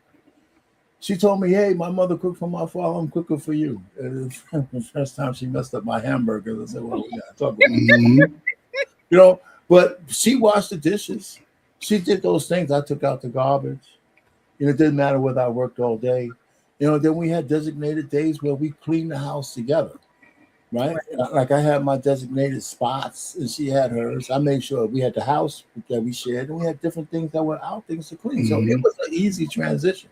And so when she stopped working and the kids were coming, she just kept doing the things she was doing before. And it was easy, you know, it was easy. So, and for the most part, no matter, even when she was working, all the bills, I paid all the bills anyway. Right? She had to put her money in her 401k plan. That was the plan. She listened to me. So that's what she did. And whatever else, the money she needed for cosmetic shit, she paid for because she was working. You want a new dress? You want this perfume? You want to do your hair, get your nose done, your teeth? You didn't have to come for me to do that. Right? She did that. But for my situations, anecdotal, somebody else's, but we had the communications that made it work. So I never had to come and say, "This is your job. This is my job." Our job was to keep her job was really just to make the house feel like a home. Right? And I think it is important, you know, for parents to kind of pass down, and it's not for their kids to actually do what they did, but I think that parents should communicate with their children when they become of a certain age of how things were able to run like a well-oiled machine in your household, because one day you are going to be, you know, out here most times you're probably going to do what's closest to what you saw growing up in your household. That's most people usually, do that. But Precious, you said something unique, right? Because you speak about your situation, right? Me growing up with my parents, 5 girls in the house and 2 boys, it wasn't like they was explaining to us what they discussed about us being able to take care of responsibility. It's all age appropriate. Mm-hmm. That's the thing. That's the good benefit. It's all age appropriate, because as a 13, 14, if you getting information from your parents, we don't keep a nasty house. What that mean? You got to learn how to clean up. You gonna wash your little dirty tail. What that mean? Daddy might have to come in there and show you how to grab it, motherfucker, and get it clean. It's a teaching lesson in the moment, right? But I grew up in a time where parents, they understood, they gave it to you, but they didn't spend 3 days trying to make sure you got it. And I'll say this, right? Because when it comes to the older generation before me, Black women have always been able to work, and they held tradition. They cleaned white women's houses since the end of slavery. They always worked. They had to go outside, rain, sleet, or snow, and come home and take care of the slow kids. And daddy might get home a little late. It was a balance. Father is supposed to get passed down. When the kid is 13, 14, they want to go all the places and do all the things. There has to be some earning potential within that time frame. What, you want to go here on the game on Friday? You should have good grades. You should have clean clothes. Mama shouldn't have to do your load for you. Mm-hmm. And I'll say this myself. My mother worked until all of us were 13. I think my youngest sisters, they 2 years younger than me. So once they became 12, 13, my mother stopped working. Our house never missed a beat as far as 2 cars, going here. By the time, I'll say my sophomore year, I remember this, we were pretty much on our own. We had to be responsible for washing clothes. My mother would give me a couple $100 to go shopping. She wasn't doing all that holding hand with us. We get our own rides, things like that. Today, we want to think that kids and young folk can't do it. And then when a woman like, damn, I'm running behind these slow kids. But again, this is us trying to handicap the future, then say, why they don't know nothing? Because at age, and I get you was a shock baby. You're like, hold up, I'm coming over here, I got to do all this? Yes. You would have learned that at age 4 and 5 if it was the other, you know what I'm saying? If you was into that situation, you'd have been talking about, I used to have my room so clean. My mama came in there, my room so clean one day. She's like, how you learn how to do it? Because you learn by watching. Mm-hmm. It was rooms you couldn't go into. Now that kids go any damn where. You know what I'm saying? Stay out of that room with the plastic on the couch. Mm-hmm. They didn't move nothing either. You didn't come over, you was well trained. You didn't go over touching little precious item. But today we like, it ain't that serious until they break your shit. Now we crying. But it's just a different way of parenting, man. We just soft. The boys of the future go be soft. The girls go be a little wild and beating up the boys. That ain't gonna never stop. Mm-hmm. All right. Well, they have some communicating to do for sure. All I can say is that I hear a lot of people saying that using, hey, look, our mamas, our great mothers, our great grandmothers used to work. Man, to me it's just disgusting.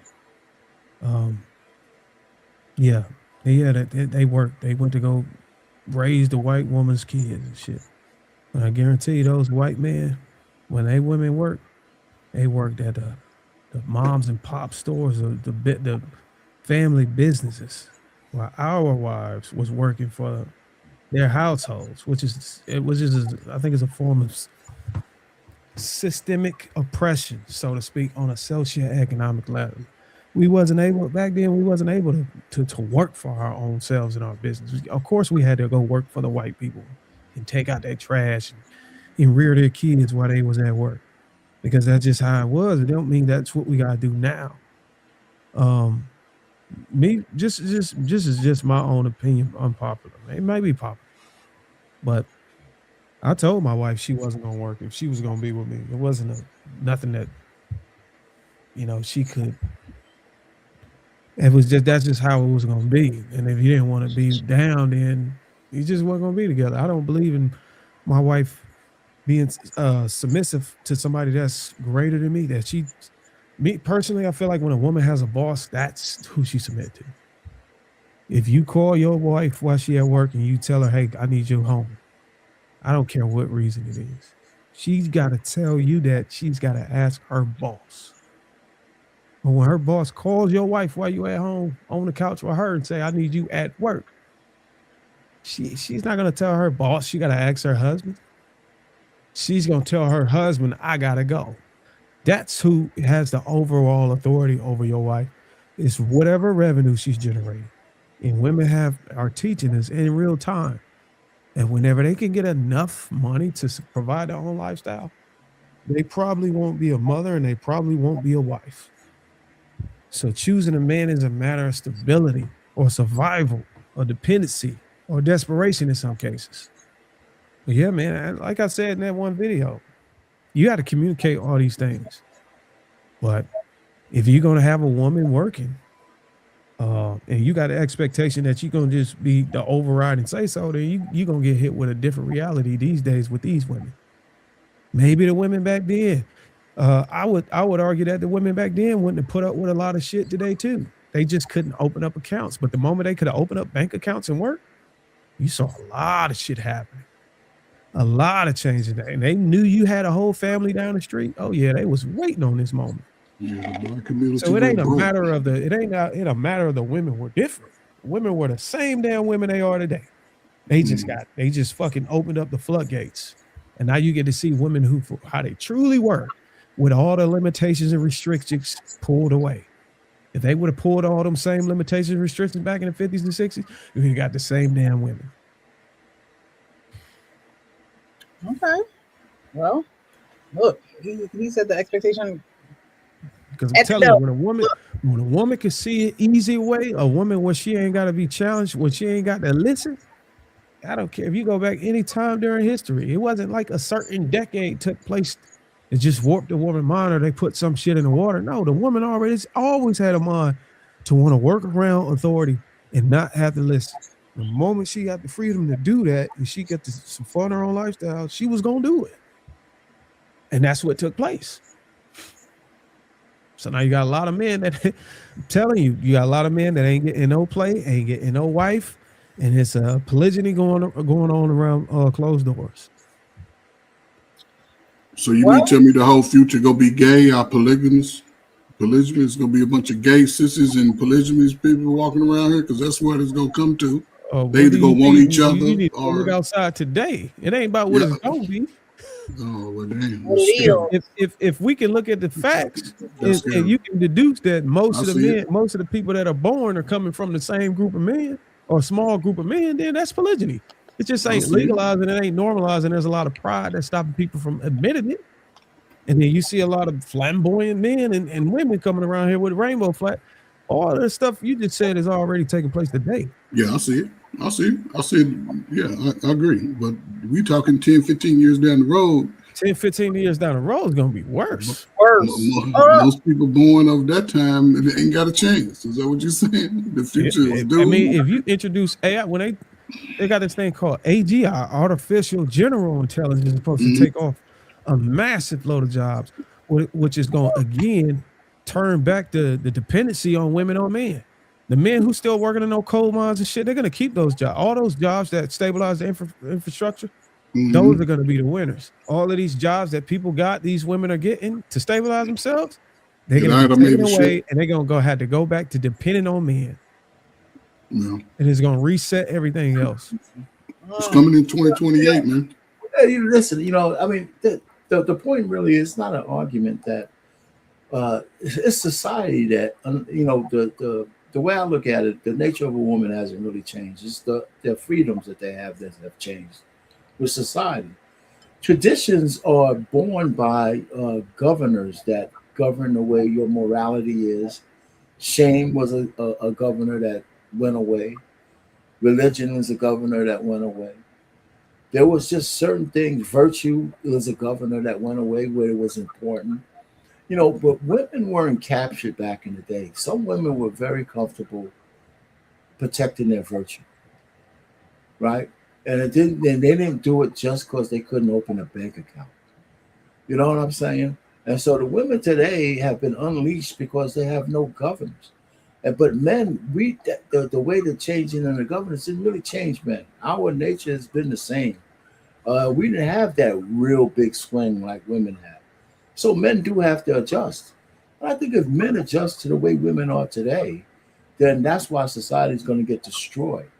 But men should stay traditional and keep weeding out the chicks until they find one who could fit on their program, right? And that's all communications. If a woman is working, you know, and stuff like that, she might want some more autonomy. But if she wants the guy who's in front of her, she's got a choice to make. And here's the problem. There's not too many men, black, white, or indifferent, who in this day and age and economy, who has enough money to just say, listen, honey, just stay home. Unless they could tell her and convince the woman that some of the niceties in life you're going to have to forego because I want a traditional home. And that's the conversation that has to be truthful. If you make $200,000, depending on where you live, you can still be tight if you're in Midtown, New York, right? And if you're in Podunk, West Virginia, they don't have salaries like that. Yeah. You know, so there's always give and take. And, you know, it always comes down to conversation. It's what the woman wants is what you want from a woman and what she's willing to agree to. But you can't tell a woman, you can tell them that if you don't want your woman to work, which I kind of agree with, if she doesn't have to, then she has to also realize that she's got to live under the purview that you set, the umbrella you set. My wife worked for the church. Once she was out of work and then she went back, that's for the church she was born into. The reason why that was cool because it was maximum flexibility. When I needed her or the kids needed her, she could leave. It was never really a full-time kind of thing, and she's still there today. So I kind of agree with Darwin from that standpoint that, yeah, if your wife is working for some high-powered job, you are acquiescing to somebody. It gotta be high power. Huh? It ain't gotta be a high power. Well, I mean, a demanding job where she's got to answer to her boss or a boss. Every job you gotta answer to your boss. Well, yeah, but sometimes you can supersede that depending on what the job is if you really don't need it. You know, so the point really is, so yeah, you got some good points there. But let me ask you this though, brother. How many men can demand that the woman that they want to cleave to and have families could say, hey, listen, I don't need your money? Any man can do that. You might be a successful guy to do that. But I ain't gotta be successful. Well, give me a percentage of the average guy. Any man can do that. We've seen men come over here crossing a border in an alligator filled fucking swamps, come over here with their whole families and do it. Okay, you think you gotta make this notion that you gotta make a lot of money? That's a matter of taste, entitlement, okay, and materialism.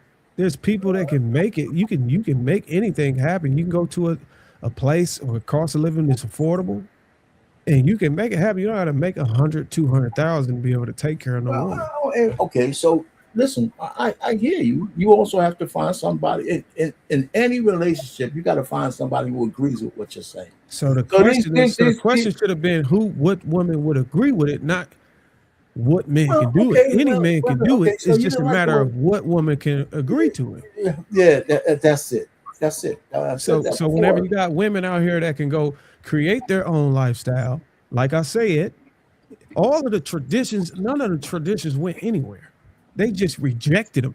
Hey, I agree. The traditions is still here. They just denied them. So it's a matter of what leverage do you have? What leverage does she have? If she can go leverage her own lifestyle, if she can go have her own lifestyle, and she don't want to live in no rinky-dink apartment or whatever, and if you can't level up from there, and she feel like she can go get it somewhere else, and it just ain't your time. You still haven't answered the question, all right? You're talking about these traditions. I did answer the question. You said how many men, and I said any man. But what, brother? How many percentage of men go to find a woman? 100% of men. If you able to work, you can be able to get a woman to get on your program. why are you coming up here? At some arguing, point, man? I'm that gonna not ask at you a question. You 25, gotta 30. find I a just woman who's answered the willing. question No, you twice. didn't. No, you didn't. I No, said you any did man. not. You did not, man. You trying to be evasive. I'm What- talking what about que- right okay, now. what was the Right question? now in today's society, with the way women are, if you didn't meet them as 18 years old, they're 30 years old. You're gonna say now, you're gonna live in a hovel with me because I don't want you to work nowhere. Some women will say yes, and some women will say no. But what percentages are we talking about? Okay, so you're I mean, changing the I mean, question how because many your women original are going to question say, was how listen, many you men make can $50,000 take care of a a woman? year. I said any You man. make 50 The grand a question year, should so we're change going to to go how live many in women these would agree farms with in a it. So flat you changed it. somewhere. Hold on, You wait. know, that's I'll bullshit, let you man. You finish got to make because some money. You not answering the question the way you want what to. is the I mean, question? the point, brother, is if you want to find a woman in this modern era, you got to convince her. If you ain't making enough money, that she's got to down-tone her lifestyle to be your goddamn wife. And how many men are going to be able to do that? How many women are going to agree with it?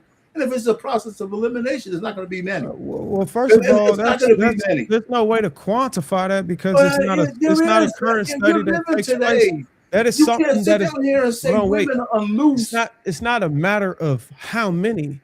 It's about the caliber or the type of man. If you giving me 100 men and all of them have charisma or a certain socioeconomic status, that's not true. I would say 100% of men. But it's really disingenuous to try to answer a question like that because we don't have any, and nobody tested any data to say how many men can pull it off. It's all about what type of man are you, brother? You're making an assertion. But if you give me that these women like the man, I would argue that any man that a woman likes, she is willing to lower her standards. She's willing to break the law. She's willing to do some of the nastiest shit for the man she like, and there's proof of that. So if granted the woman likes the man, any man can pull it off if she like you. I mean, Precious can agree to that if she like you. But she don't really have no standards. She gonna do whatever. That's really no. Let me ask Darwin this question though, right? Because he's speaking from like any man can, but right. I don't think any of us at 24, 25 was that man. I don't give a damn what y'all niggas say. You was either in the army, in the school, you was building to be that man. So as a man, as mature age, I agree. You should be on some path to be a better version of man, not for a woman, for yourself. Because at some point it'll all come to a head when you start choosing the woman that you want to be with. She's gonna look at, especially if you a peer, somebody 35, 40, we the same age. Hey, nigga, what you doing? I can understand y'all giving women too much credit. No, but you're talking about a time. Like you, hold on. If Pookie approach her and she like Pookie, she gonna get Pookie baby. But she gonna give Pookie a baby, but she ain't building nothing with that, right? And the dude we she don't know don't what like. they're gonna do. All we know is that if we seen the result. Hey, look, I need you to come with me. We do know what they're gonna she do. Like him, she going. We do know what they're gonna do. We see the results. They've been doing it in real time. We don't have this conversation 100 times on the piece. If the woman like a man, I don't give a damn who he is. He can be a Pookie. With that. We've She been gonna saying go that. lay down with him. She going with him because she like him. I'm telling you, when a woman But we never disagree with the that. door. We never disagree with that. But he ain't that nigga though. He's the.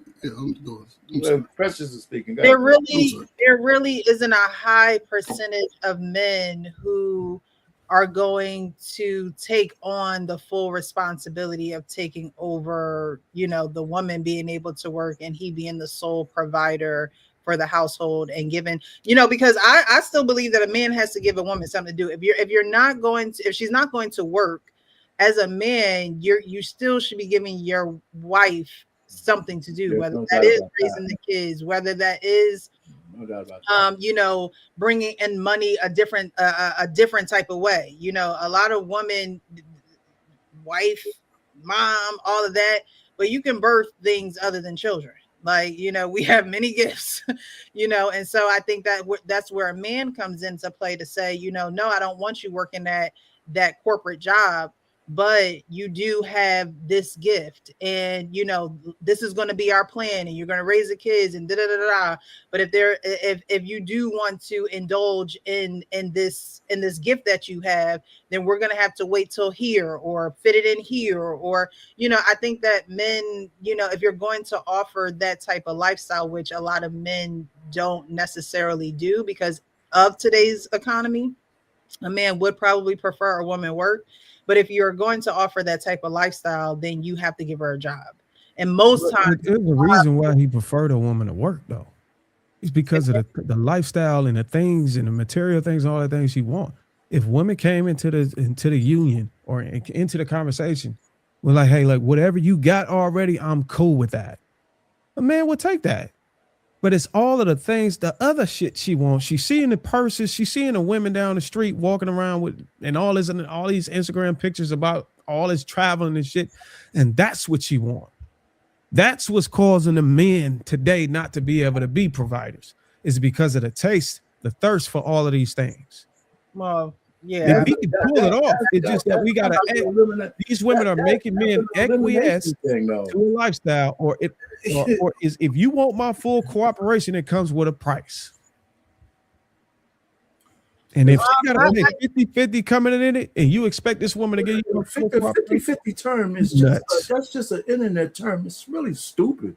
We gotta, whatever you want to call it, we can change it. If she got to pay significant bills and she coming into a union and you want 100% wants to be with you, I agree that if a woman likes you, she's going to be with you. But let's be real, man. I mean, if you didn't meet her when she was 2 years old, she wants things, and everything she wants is not untoward. You know, so if I meet a woman, I'm 30 years old, she's 28, she has expectations. And she likes me, I'm gonna say, this is how we're gonna live. She can say yes or no. If she says yes, then you're right. We live under what I could afford, where we afford, and she's gonna have to go with that. And listen, and you know, there's a lot of women who like dudes, but they still have limits. At some point, they might have limits. But just because a woman might have expectations that you can't afford doesn't make it a bad situation. She's just got to agree that she's not going to have that. If she agrees with that, then I can take it. But a lot of women ain't agreeing to anything. So let's get down to the fact that we're going to have a fewer marriages because a woman ain't going to really. Most women today ain't agreeing to a man if he can't afford the basics of life, unless they live in a hovel. She's going to say no. My point. I said earlier in the 40s and 50s and 60s, the women would have done the same shit, not agree to the lifestyle, not agree to live in the slums with these niggas if they can go out and make their own. But you're making assumptions, though. You're making assumptions. We're talking now. Y'all ain't listening to what I'm saying. The reason why I talked about the 40s, 50s, and 60s is because they didn't have the things, the means to be able to go and create their own individual stability. You're seeing in play that women are able to create their stability. Okay. So now you got to negotiate whether they want to get under your program under a lower salary versus back then they had dependency. They had to survive. I'm saying if these women back then had the same rights and access to employment and being able to go and educate themselves and go into careers and create their own stability, you would have saw it then. Well, listen, nobody's. You would have saw it back then. The women ain't no different. Y'all are fooled by these women. The women is the same as she was yesterday, today, and tomorrow. You saying the women ain't no different? 1958. They ain't no different, bro. They would have ran circles around y'all. If they would have been there, if they would have had liberation then, they would have been throwing ass back then. That you don't know about. I was back there. All my aunts worked. They didn't have to be with their husbands. And what they was doing, what were they doing at Freaknik? It was all coming out. Hold on, man. You was a kid. That was back in the 90s. That wasn't 30 years ago. That was kids. That was young college kids out there wilding out. Y'all talking about. Y'all making my point. Listen, but most of those women. They didn't you gotta account for the laws and the rights and all of that stuff and the movements that came in that ushered into this evolution of people, bro. You gotta account for that. Darwin, if you were gonna come up here And Bro, just if not all of let these anybody movements say took anything, place because- back then, bro, the women would be Yeah, doing but the same wasn't shit. back then. That's my You argument. My wasn't argument, there. my argument You is that weren't with there. You don't know movements, what you're with talking rights, about. with permission to go and be equal or compete with men, you're gonna get a different breed of women. It's just the truth. Okay, That's why you're seeing how things play out. Why don't we talk about the time zone we're in, where women? I am talking about the time zone. Yeah, but you keep talking about the past too. And But I'm connect doing it. to Do you know what Let's talk context about am the I? women right now? What Women context right am I now talking? want their What freedom. context am I using the past women in? right now want their freedom. All Do of them. you, All the women Mr. right Payne? now Do you want their even know the freedom to do context their on thing. why So, I'm yeah, using the yeah. past to make my you're the argument one who's today? talking about- you keep talking about the 40s. Let and me the ask 50s and Precious the then, 60s. because I think you just talking past me. Precious, You know do what? you You understand talking why I'm past everybody pointing at the else. past in correlation to the argument I'm making today? Say it, repeat it one more time. Do you know the reason why I'm using the past to make an argument that I'm making today? You're saying that the women of today, if they existed back, what? 60? No, I'm not talking. I'm saying if the women back then had the same leisure, Liberties, the same rights, the same right. access to compete with men for careers and individual stability, we would have saw all this stuff that we're struggling with between men and women in this climate. We would have saw it happening back then. I'm arguing against the thing that our grandmothers were built different. They were different. They had different mentalities. You have to compensate for the restrictions they had. Because I'm telling you, those women, their grandmother that knew your motherfucking ass had a whole family down the street. If they knew that they can get out of that situation, they would have got out of it if it was until when no fault divorce hit. I'm telling you, I talked to the lead attorney. A lot of fucking shit changed. When women start opening up a bank account, they was lined up at banks. They was lined up at attorney's office filing for divorces and shit so they can go and get in their career. Yeah, but that was part of the trick mindset was bag. already there. It's just we had restrictions. They didn't have rights. They didn't have all these things for them. I'm telling you. That's where y'all sleeping on the pot. Listen, when you study what all these movements did for these women, bro, you'll be able to connect the dots on why they were just sitting there taking that shit. And then when you look at all of the shit that was relieved of, things they had access to, like, okay. So you came up here to We should have saw this shit coming when we let these women out the gate. You can't. Nobody's arguing. But we had no control of that. You would be out paying. That was my whole argument. Nobody's arguing that. Well, that's good. Then we can conversate about something else. That was my argument. You talking about you over talking everybody just you. So you giving as good as you take it. Listen, back then, which I was there, yeah, women were tied, but everybody was tied under the mores and the traditions of the past. Not just women. The birth control pill changed more than anything else. When they could have sex without worrying about pregnancy. So, I mean, nobody disagrees that once they got unleashed, they wanted different things. That's fine. So they moved into where they are today. My argument is that they wanted different things before that. Let me finish. We're in 2026. We got all these free women that have no governors on them. Okay, so you're a man who wants a traditional woman or a woman of the past because you want to tell her that you're going to live under my. I didn't say I wanted a woman of the past. You're going to live under my roof, my rules, right? You want to talking about what I'm talking about. You telling the modern woman today you're going to live under my roof and my rules, and you can't work. All this freedom you have, you can't work because you like me, so you're going to stay your ass home. That's not what I said, man. You that's what you just said. You said that. You don't want your wife to work. I never said I wanted a woman of the past. You just we're talking about my whole argument. Let me say it again. Let me break it down for you. My whole argument is that there is no. You said that women unleashed. How are you responding? You don't even know what I'm talking about. You trying not to understand. You made a statement. You don't even know my argument. That a woman today, if she's gonna marry you, she's got to stay home. Listen, my whole argument is this. Yes, that's what you said. The woman, I'm debunking the myth that the women were different. I'm saying the women of the past were the same. The women today are the same women they were in the past. That wasn't the conversation we were having up here. They just went through a means of lifted restrictions, and they got access to be able to stabilize themselves. The women are the same. They have more entitlement. They have more rights. They have more access to stabilize themselves. It ain't no different. It ain't no different. It ain't no different woman. This woman is not a different woman. If a mindset is different, it's all different. To abort the babies back then like that, or go out here and be promiscuous, she would have done it if she could. Well, you know what? Here's my thing. So you're saying most black women don't have the autonomy to sort of discipline themselves without rules? Yeah, that's what I'm saying. That if you give no, that's not what I'm saying. I'm saying that women have. I'm saying that women have a desired outcome just like men have a desired outcome. Our desired outcome, we was able to get to it because we had less restrictions. I'm saying women back then has those same damn desired outcomes. They weren't permitted to go after it like us.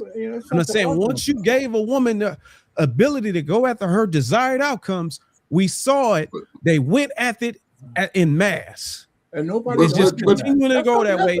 And then now what's happening is a male loneliness epidemic is happening. There's no male because it's not balancing out. Bullshit, man. Males ain't lonely, man.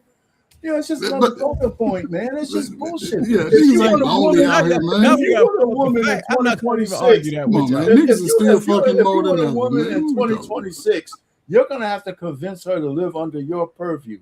That's what you got to do. You're the one talking about they were the same with restrictions back then. The restrictions are gone now. The women are who they are today. And man, they the same women. They if just I'm ain't got a man looking for the only a thing wife, changed. if I'm a man looking for a wife, there's no biological or genetic transformation at all. Why don't you just not within those 50, 60 years. We're talking about right now. Was right. You refuse. It was the mental. It's the mental capacity. It was feminist movements. It was all those things that people died for to get happen. That's what changed. It wasn't no. It wasn't no fucking switch that switched on in the mind of a They woman. can't hear you. They can't hear you if you talk at the same time. No, because he won't let nobody finish because he don't like this shit I'm dropping on. Girl, we can have a conversation. You ain't got to keep going on a lecture. No, this guy. We can just talk back and forth because you're trying to. No, You're not having a in conversation. 2026, we got these free women who are now can do anything they want. And because of what? Up here, well, see this. There you go. You can't. Why can't we have a conversation? Why do you got to lecture each other? You got to let somebody talk. Let them finish. I'm just you got to let me finish. You don't want me to have the finish same question. I'm gonna drop shit on you, and you don't want me to finish. Go ahead. Right? So we're in 2026, and these women went through this so-called freedom because all the governors are gone. They could do what they want. If I'm a man in 2026 and I want a wife, I got to pick out of the pool that we have today, not from 1960. And the pool of women today, they want shit because they have the taste of the freedom you just talked about. And so if you want them to live under your purview, right, of, be some kind of farm wench at $50,000 a year, they got to love you a whole lot, or else you got to have something at least to placate their thirst for the way they want to live. And if you don't want them to work, you got to be able to provide something other than the fact that they just like you. So how many men today could pluck a modern, so-called modern woman who's free, who has her own job, her own education, and say, listen, I love you, you love me back, but this is how we're going to live. You're going to live under my rules. Okay, good. My wife lives under my rules. But under those rules, how restrictive are you? Oh, you can't work for nobody else. Okay, great. If she says yes to that, then I'm with you. But then we're starting to talk about percentages of people who can provide that kind of lifestyle for the free woman. It ain't many. It ain't many. What is your question? I want to ask you a question. I'm trying to see. That's what I'm trying to have a conversation. You made all these. Okay, you gonna still talk? Go ahead. Now you're playing ignorant. I'm trying to have a conversation so we can see if we agree. But we are having a conversation, but it has to be on your terms, or else it ain't a conversation. I have a question. I have to wait till you monologue. You still didn't answer my question. Monologuing your ass off too, man. Go ahead and go. Keep monologuing. That's how you want to have a conversation. Go ahead and keep monologuing and lecturing. But if you don't allow a dialogue, we're never going to get to a point where we can see if we disagree or agree with something because you feel like you got to lecture something to me. Nothing you was saying and nothing I ain't never heard. But you said you've been a professor, man. You're the professor. Your peers. This is what I disagree with. You said that women wanted a better lifestyle or something greater because they had a taste of it. I disagree with it. But I can't tell you I disagree when you saying it because you got to finish your whole monologue and I got to go back. Now you're contradicting so this is why I disagree with it. You're contradicting I was able to do enough research. I was able to have enough conversations and connect the dots. Women have always wanted the things that they could not have. And it wasn't because they finally got a taste of it. They already wanted it. They just couldn't get to it. But that's human nature, though. Damn. I just let you finish, but go ahead. Go ahead. You don't want to hear it? Just go ahead. No. You said you're saying the same thing before. I don't agree with what you're saying. Okay, we just gotta disagree on that point. I said we can ask Precious. We can ask. She's a woman, and I guarantee you, she can tell you. Women have always wanted these things that they could not have. I agree with that part. They let them out to get a taste of it. The reason, the very reason why they got these things. It's because they had to go and fight for the shit. Lord so that Jesus. in itself tells you that they always wanted it. Lord Jesus. Why would nobody just gave them the rights? But they had to go fight for it because they always wanted it. It ain't because they got a taste of they what's your price they had to you down? This is the side of the space, Precious, that they don't want to talk about in the manosphere. They don't talk about no goddamn Precious. What is your price to sit you down? What's your price? Men, speak for men, we intentionally held y'all back so that y'all can stay in the place so that we can have more control. That's absolute. Because I'm telling you, it's people knew that unless we can capitalize on it as far as consumerism, we will let y'all out of the floodgates. But because we wasn't ready as an economic infrastructure. We wasn't ready to let y'all out yet. That's why y'all stayed in that position where y'all couldn't do the shit y'all doing for so many years. But once we knew we can break up the family and we could tax two people at a man and a woman at the same time, we can build an infrastructure to keep y'all at the bottom of the socioeconomic ladder. And yes, let's allow no fault divorce. Let's pitch singleness to the women. Let's pitch consumers to the women. And then we was able to give y'all all of these rights and let y'all educate and stabilize yourself because it helped for the economy. And it caused the destruction of the family. But let's be real about that. Us as black men had nothing to do with that agreement. We didn't ain't got to do nothing because you ain't got no power. So of course you ain't got nothing to do with it. What I'm saying is, but you asking, and I'm gonna ask Precious this question.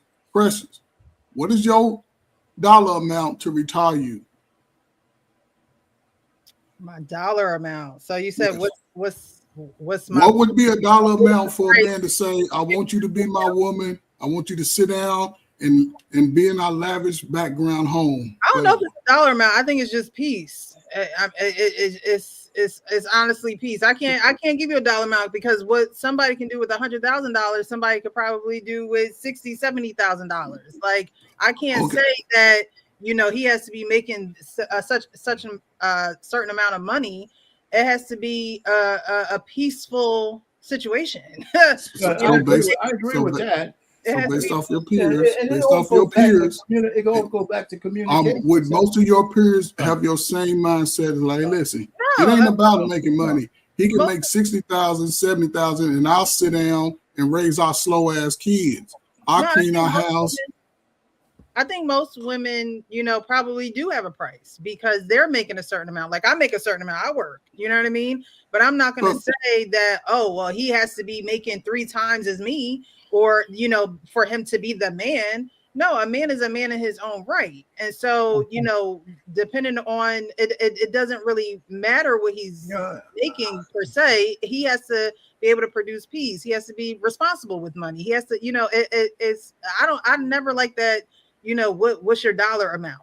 Because a man with millions of dollars can gamble it all the way, and now there's no peace. The point really is that in 2026, if a man wants a woman, she comes with expectations because she's been free. I don't care if she fought for or not. She's who she is today, based on the modern way we live. Men are still more traditional in mindset, even though these changes have happened. And I go back to the pill was one of the first things that changed things. So, but the fact is, if you want a woman today, even a good woman, right? They have to want you as they gotta actually want you more than you, and they gotta really want you, right? So if you have restrictions, just gotta have a conversation on what that is, because you're dealing with a woman of 2020, the 2020s. You know, it doesn't matter what happened way back when. We're talking about women now. And so the women now, if you want them to live under your purview, right, they're going to have to agree to a lot of stuff. Like if it's one salary, if you make a lot of money, then that's easy. But if you don't, you got to tell women what they can't have anymore. And they're not going to be willing, and some might be willing to do that, and some might not. You know, but we can't ignore the economy of today because we just want to be a man's man. You know, I mean, but you don't want to compromise the woman that you marry with either. She's got to agree to a lot. So that means you got to have a good conversation, you know, especially if you want to be the sole breadwinner. For me, it just came more natural, right? I was lucky because they promoted an asshole like me on a job a lot. So I was able to do it, you know, but I understand you don't want other people chasing your woman around a desk. Right. You know, and Darwin, I'm pretty sure your wife is not just with you because you can pay all the bills. No, Darwin. There's not another one like you. So there has to. It wasn't even about paying the bills. It was just that's what I wanted as a man. If you're gonna be my wife and I'm gonna be your husband, is do you want to get on board the fact that I'm gonna put you in a position where you can stay at home and take care of the kids? Are you okay with that? That was it. It wasn't no, I make this. It wasn't even what lifestyle. It was just, that's what I wanted. Are you down with it? And what does she want coming in? She just wanted me to respect her and not cheat on her. Were you thinking like that at 22, 23, 24 years old? Well, because there's caveats to all of that, right? Because he said, I agree with you. At some point, a man has to level up. A man has to level up. I agree with that. 35 and over, you should have had all your playing out in the streets. I wasn't even 35. I was 20. We in the military outside. It doesn't. 26. I'm just saying, if a man can develop that mindset, and it's not just for a woman. See, I have to always take the woman out. For yourself to be even in a position to make decisions about the future of if you get with somebody or not, you have to always be in motion to be better. And we've gotten to a place where over the last 35 years, my Tupac, a race of babies that hate the ladies, those are adults now. You know, I talk about peers. Those are your peers, right? And for years, they've been told they're not adequate. They're less than. So now they're coming to an open mindset like, hold up, this is what we're dealing with. Now, men are gaining a little bit more confidence because it comes down to if they love themselves. And they're approaching it different. They're not putting the woman first. They're saying, let me be first. And the women are actually realizing like, oh, I am getting a little older. And now I'm looking for these guys, and the guys ain't looking at them intentionally. They're looking to play around with them because the women are saying, if you want me, I got $1 amount. And they're going to play that game, which is a bad thing for them. Because most men are not going to always, most men, black men, I'll say it's not shut up. Over the last 3 to 5, 6 years since COVID, since some niggas got stupid at COVID, somebody got better. Since that time, regardless of where a man is, most of them are building. Most of them are not playing I'm a thug in the street games. Most of them are not doing that. They're trying to be better. Well, and before they get there, these dudes that's getting told they got $1 amount, those guys are being leveraged into a relationship. That woman doesn't really like them. But those guys don't have the confidence of themselves. That's what I'm saying. Tax. But they don't. Woman sees you trying to pitch an offer to her, and she tell you a salary. Confidence in himself to recognize that if a woman does, but listen, like you said, not every man is going to get taxed. If she like him, she ain't taxing him. I'm the one she taxing because she don't like me. I gotta take out the Ferris wheel and eat crab cakes. You gotta give her something else to be able to tolerate you. But again, most men are gaining that confidence and they're not playing that game anymore. Those days, ain't none of those men. That's a lie. These men That's are not over. gaining no These men are not Those are- gaining no confidence. They not even trying. They're not even showing up. These guys. So are what calling age you quick. talking about? I'm talking about men in America. There's studies and data to support this. I'm not speaking out of my ass. There's men that's not most even, black men there's an today just still want there's to an be bullshit. incel epidemic, bro. This some shit that never happened. This shit like this happening right now only happening in third world countries. We talking about the free nation where the So man niggas can are go going out and be backwards. whatever the fuck he want to be. He won't even get out and go make friends with other men.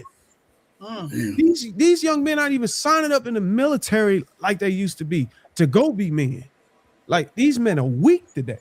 These men ain't getting no confidence. And the man who got any kind of confidence or that can't offset the nuance in the dating market, they fucking flying out to other countries that got more desperate women. Because they know back in the days when our women were desperate, they were like the women in Dominican Republic. They were like the women in fucking Colombia. They were like the women in Thailand that would do anything they want and let Women you were do anything desperate? you want because they had to do it for stability. I'm telling you, the women ain't never changed. Black the women ain't last never thing- been desperate.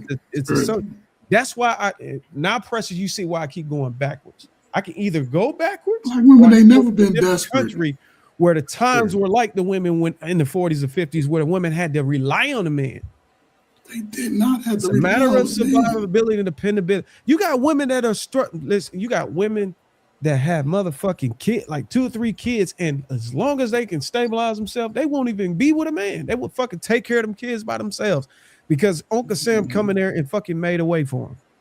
If But they they'll don't still put up with your ass, if they can absorb themselves from listening to a man, they would do it. If you leave it up to them, a lot of them won't even go. They I will mean, choose the bottom line though is no matter Still be who, fucking. if you get a person that you're in a relationship with, you got to come to an agreement on how that relationship is going to work. And that's really the bottom line of all of this shit. It doesn't matter what the era is. And so now in the modern era, if you're a man and you're looking for a woman, you got to have your intentions clear. And she's got to answer you truthfully, and you got to believe her. You know, so this whole notion that what one woman would agree with, another woman might not, and then you have to keep looking for the one that agrees with your program. I think that's the way that's been forever. You know, a woman has to agree to your program. A woman, if you're gonna take a woman on, she's got to agree to your program. That's true today, and that was true back then. You know, and so the point really is if you want to get married today as a man. And let's just assume there's a certain percentage who got their shit together. You got to go into the pool of women that exists today, right? Whatever happened in the past is the past. Whatever made them to be what they are today, it's all in there. So if you want to convince that woman who's been out there on the street working that she needs to live under your guidance and purview and direction, you have to have the conversation and she has to agree. Not just once, but more than once. There probably got to be some tests to that because people say shit if they like you that they don't really mean. And Because, women and if you're going to tell her, and so a lot of men, and I agree with Darwin on this one, a lot of men ain't equipped for that shit. They're not. I mean, they're just not. So we can't have it both ways. The few men who are, the problem with that is that a man who knows he got it like that, he wants to bang out a whole bunch of chicks because he's in demand. You know, so it's got to be a man who's ready to settle down. You know, women hate that word, but men settle down with women all the time, by the way. Right? Especially if they're a select guy, they have to settle for the woman that they want. And It's got to be a man that's not highly desirable. Any man that's highly desirable, the likelihood of him seeing other women is very high. Yeah. Okay. So That's just how it unless is. he makes a decision not to. Well, Unless yeah, he and that's makes a very decision rare. not to. That's very rare. He's got to make that decision every time he have an interaction. I agree with that. You know, so shit, man, we got something we agree on, Tom. Oh shit. I guess us black men, we ain't highly.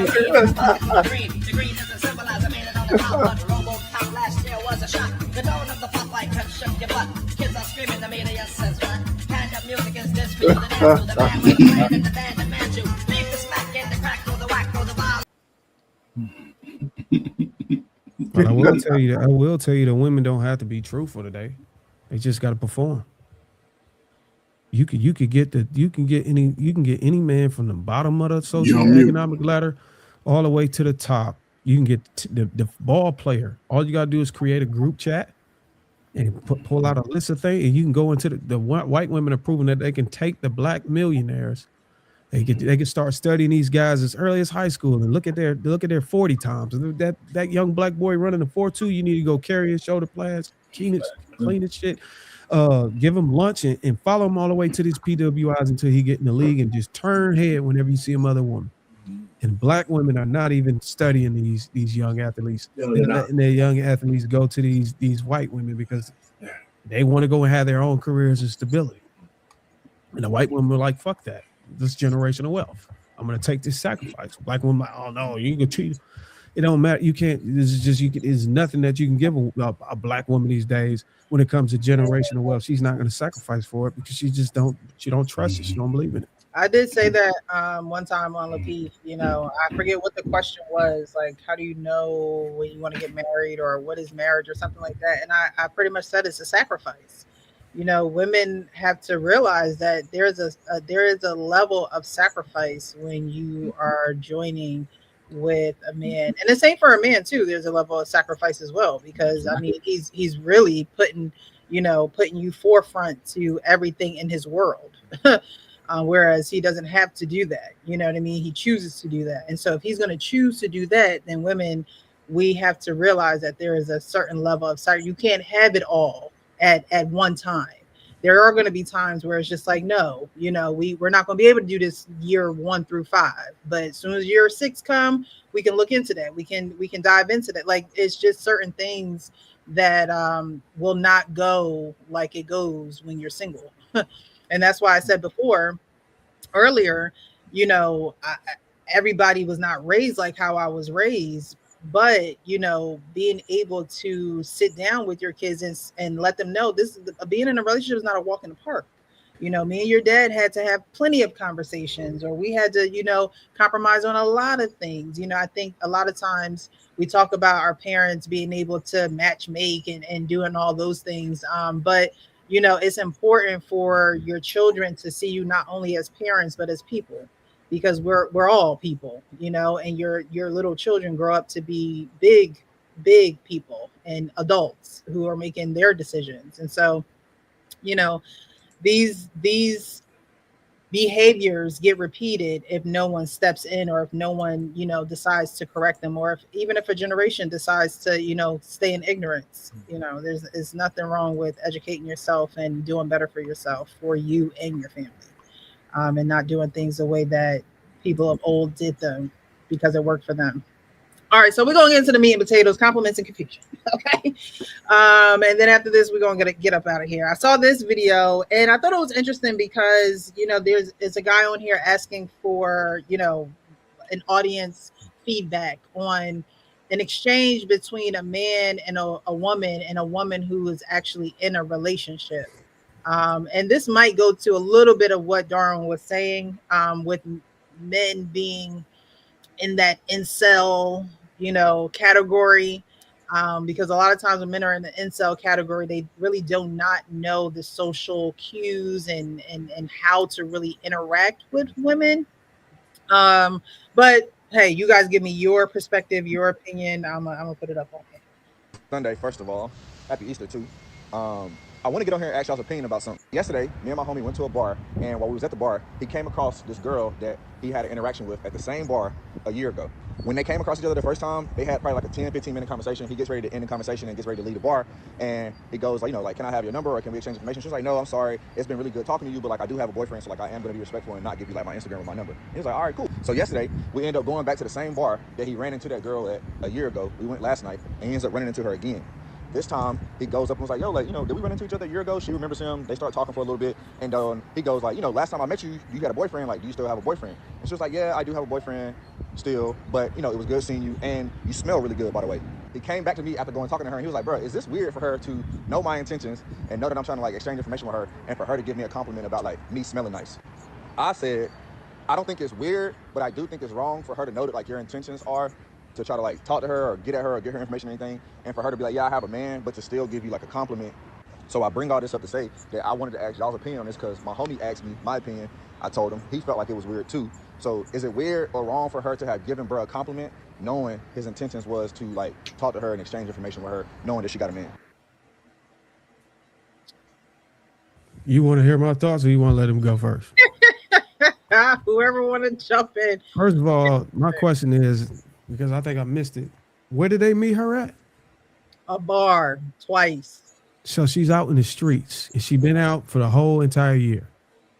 The reason why she don't want to talk to that dude, because that's not the dude she gonna go with. If she's got a boyfriend and she's out in the streets, she fucking with somebody out in the streets. It's just not him. That's as simple as that.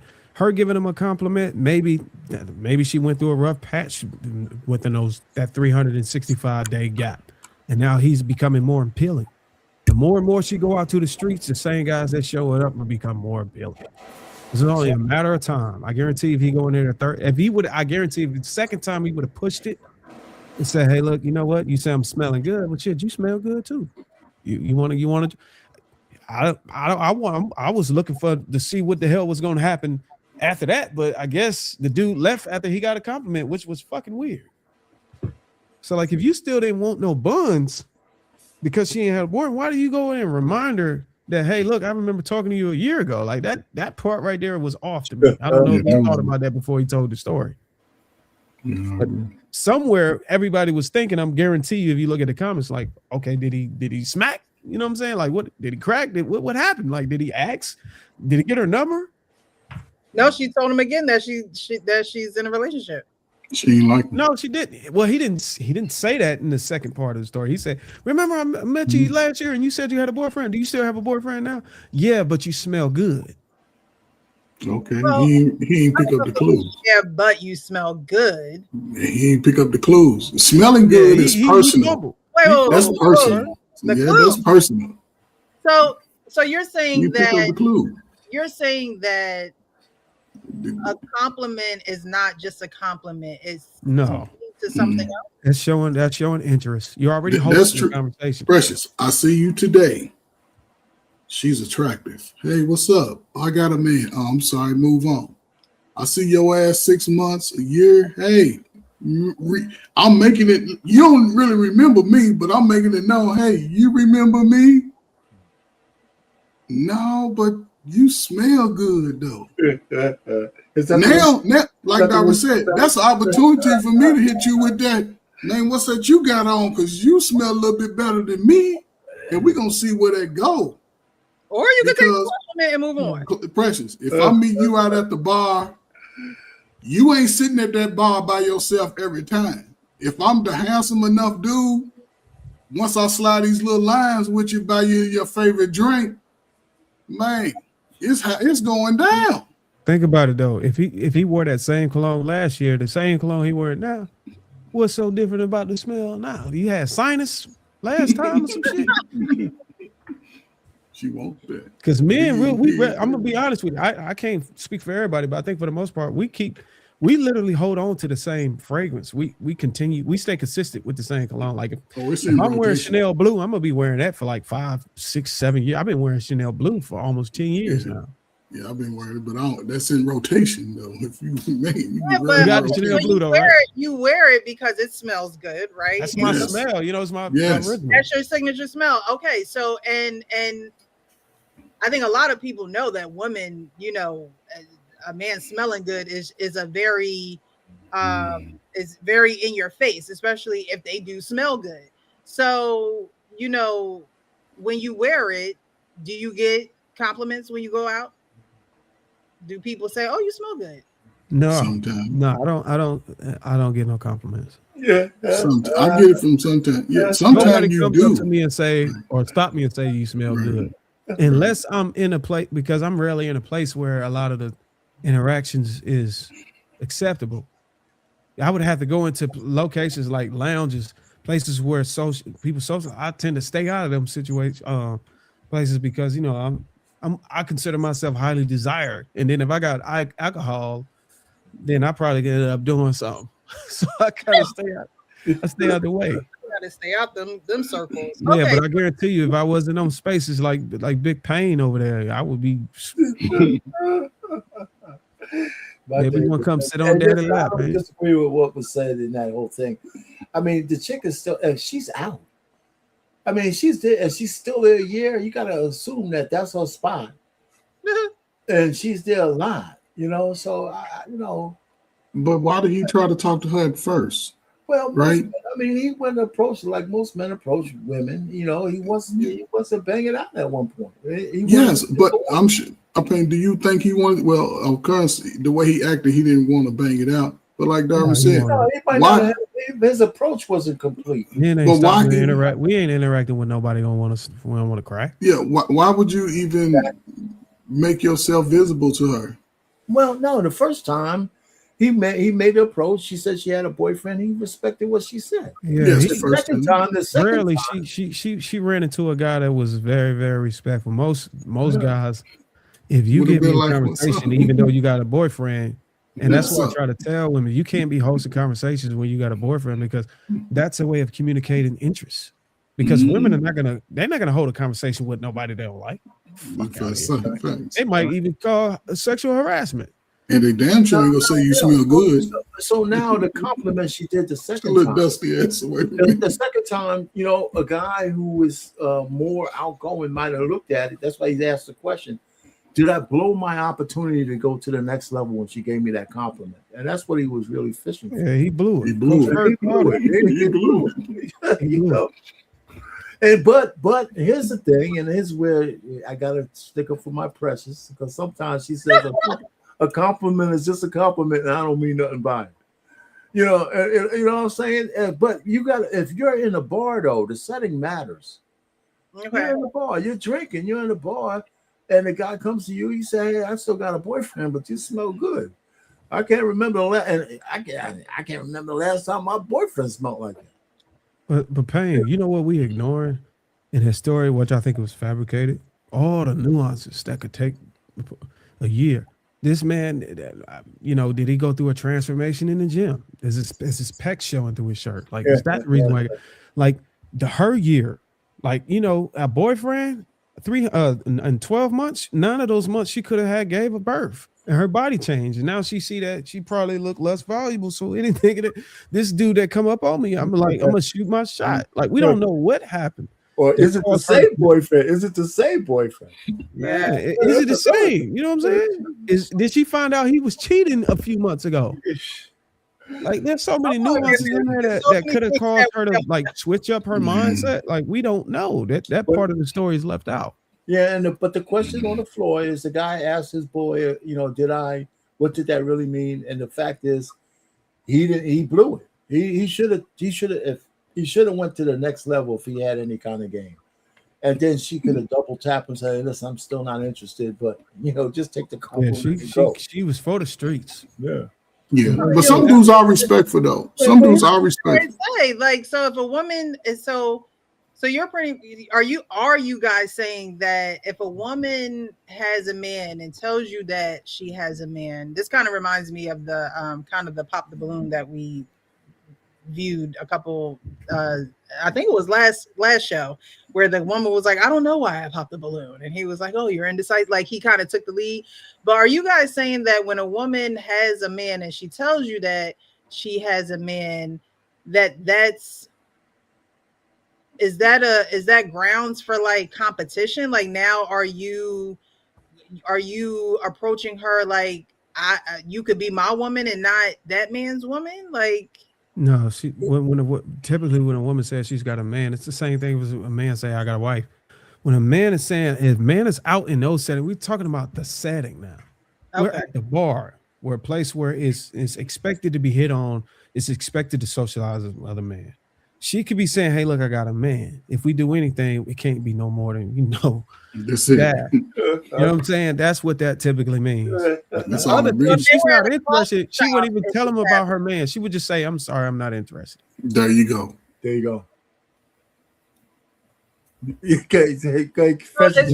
got a man. They just telling you, take caution. That's it. If this Keep that shit on the down low. Would it be different? Huh? Would it be different if y'all were at a coffee shop, at Starbucks, or at Barnes and Noble, and y'all ran into each other? Would it be different? Precious, it wouldn't be no different. They had 15 minutes duration of talking.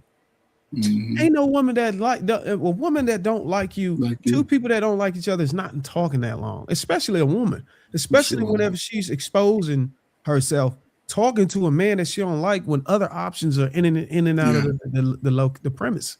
Right. She's not going to give you 15 minutes of hosting. They call it hosting. It's interest-based conversation. The only way you can go that long is you have to have interest in each other. Attraction has to be there. Because I smell good to her.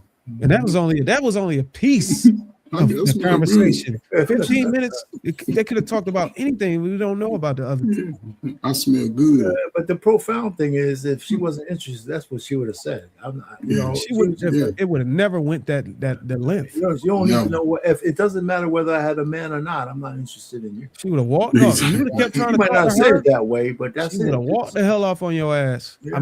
Because you know how y'all get afraid. Guys don't know how to deal with rejection. No, you ain't gonna talk to me for 15 minutes and not. I'm not interested. I don't think you're interested in me.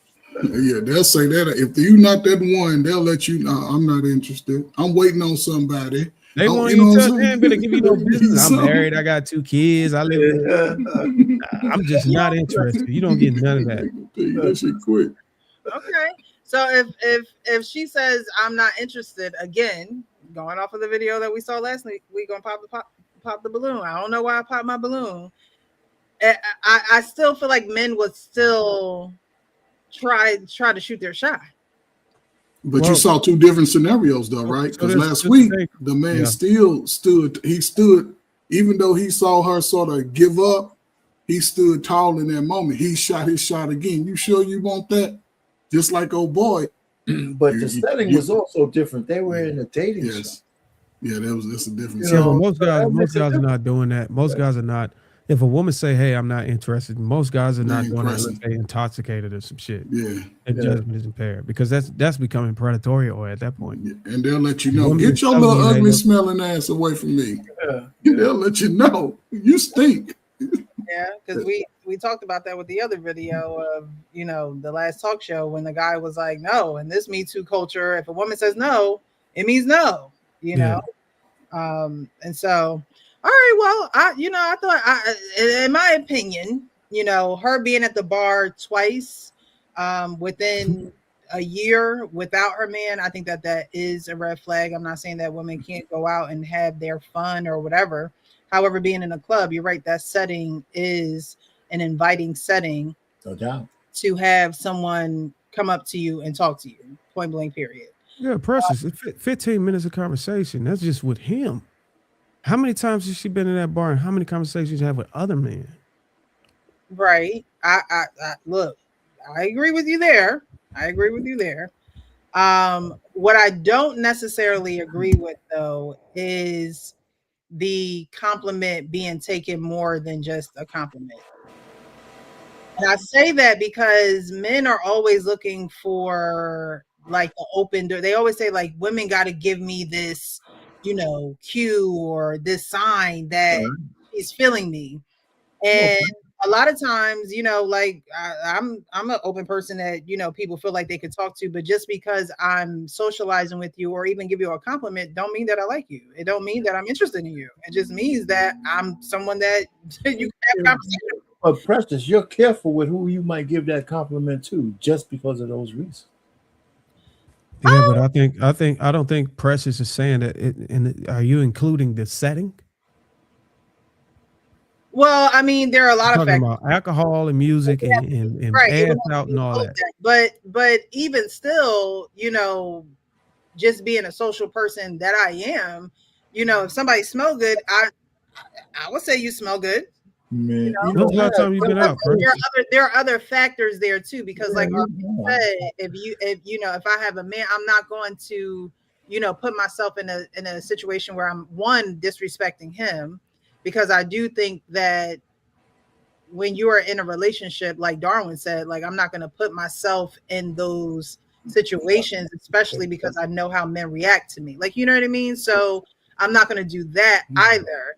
But I think that a compliment being a compliment should just stay at it just being a compliment. Well, it can't. It's a conflict. It's a contradiction with the setting and the space, because that's what's confusing men out here. Women are coming out here looking all sexy and got their ass and tits out, and they host a conversation for 15 minutes and give you a compliment about your fragrance, but somehow the man is supposed to deduce from that she's not interested. She's just socializing. Now, we were just at a workplace, Brian, and we was at Walmart or some shit, and everything was casual and stuff. Then yeah, but in that particular space, a lot of women are setting themselves up to be misleading, and that could be a conversation that you can have with women out here. I'm sorry. That frustrates a lot of men, because that makes men don't even want to go out, because like, we don't know what signals y'all are sending. We can't come at y'all and be straightforward. Like, look, we got to kind of play around with the compliments, you know what I'm saying, to throw interest. So what else do we have to show interest? Because back in the days, like I said, like Payne said, I wasn't there, but y'all know what y'all used to say. Y'all was straightforward, more transparent. You had to, tiptoe around what you wanted. Now you got to tiptoe around, and you just got to use compliments like that to show interest. I like your hair. And if a woman think that don't mean that he wants you, she's foolish. Yeah, that's how we got to communicate. I like your hair, dude. That look good today.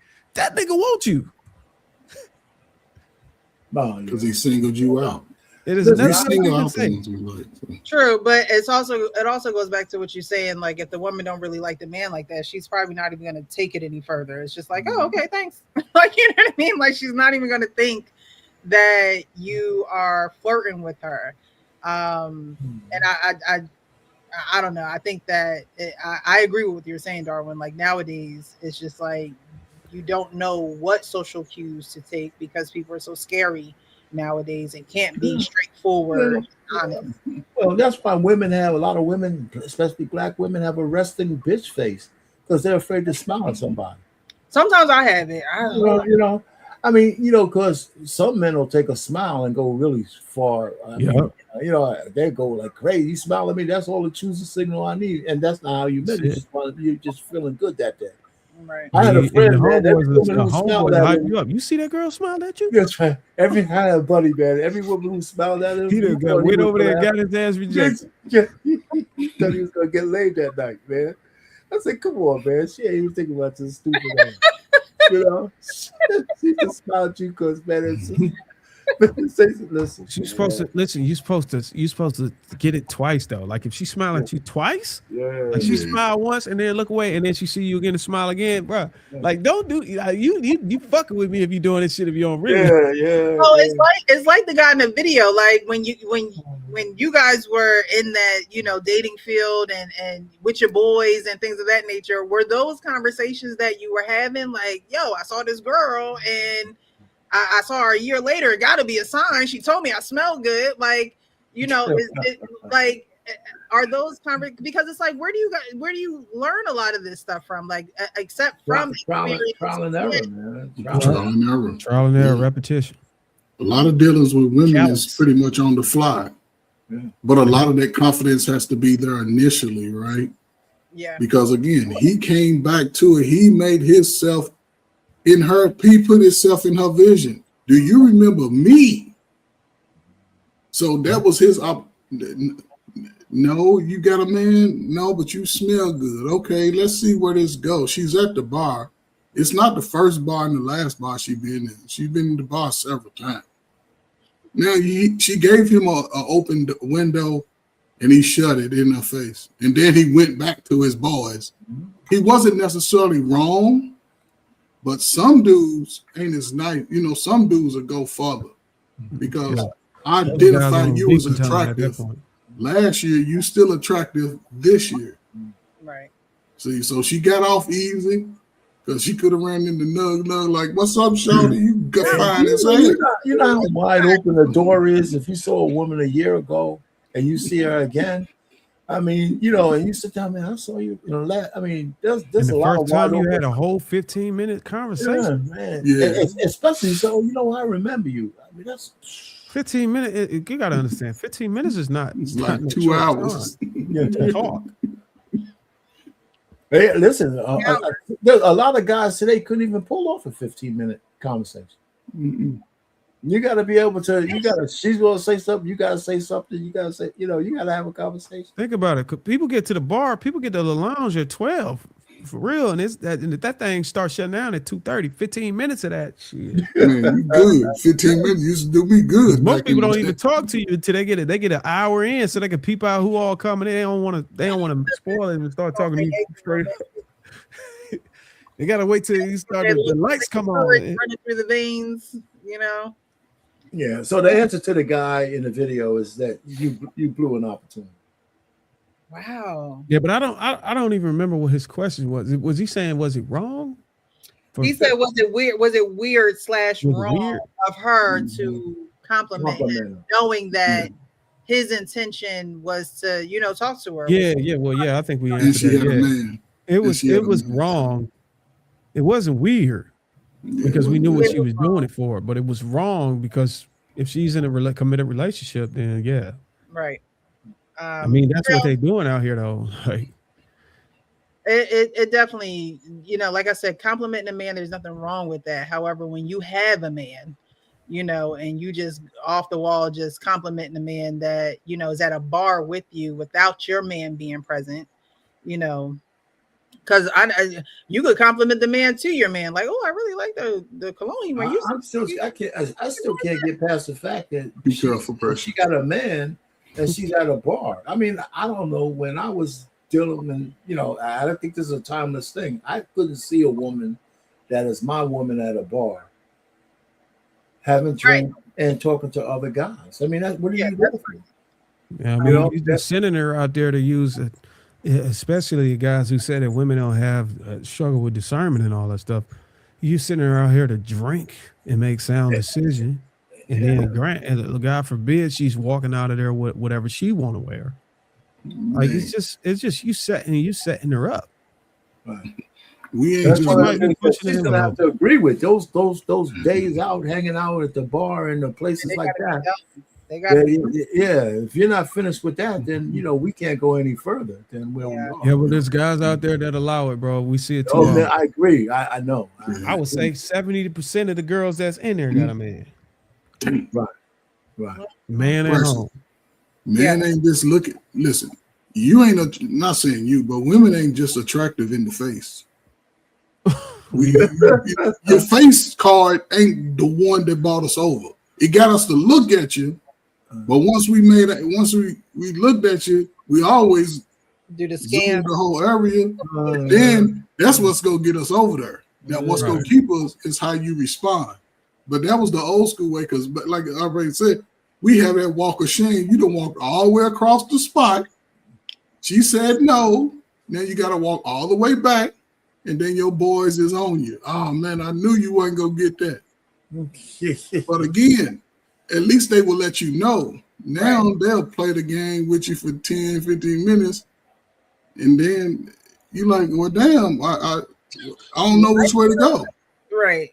Because nowadays they asking for the drink, they trying to get something out of it before they send you on your way. But Darwin coming there with his muscle shirts on, chest all big and shit. She yelling across the room, "Hey Darwin!" I'm like, "Damn, I just bought you a drink." And he gonna spend 10 minutes talking to her. Next thing you know, they slow grinding and shit. She ain't left her. Then he done walked out the club with her. And Darwin say, "Wilson, you got some pictures or something?" No, I'm just saying, man. Women go if they like you ain't gotta do all that. I mean, how do you save the guys? How do you guys save the guys? Okay, Darwin, you're out there in the streets, man. How do you save the guys today to get them to the point where they know they have to go out and get what they want? They got to go out and be unafraid to look a woman in the eye and say something meaningful. You gotta take those guys with you as often as you can, and they've got to see you leave with something and them go home every night. Once they see that enough, they'll know that they gotta speak up. Otherwise, this is gonna continue to happen. You're gonna have to keep going home to beat your meat. I go out and have fun. That's all it takes. You don't got to train a man. You ain't got to say nothing to him. He just got to witness himself losing every time he go out. As long as he's willing to get in the car and go out and lose, eventually he will learn that, look, you got to open up your mouth. You got to be comfortable approaching women and having a conversation. You do not know what will happen until you actually say something to her. Right. Don't have to be that's becoming a lost art. It really is. Yep. I think that. But the problem today, like we said earlier, the guys are not even going out. Yeah, they're not. We hear women complain about dating events and stuff. The men are not even showing up. Yeah, you gotta They go. have to pay men to come. A woman will know how socialized you are too. Like I could tell when a guy, just doesn't have that. They might have the gab and things like that, but they have no social.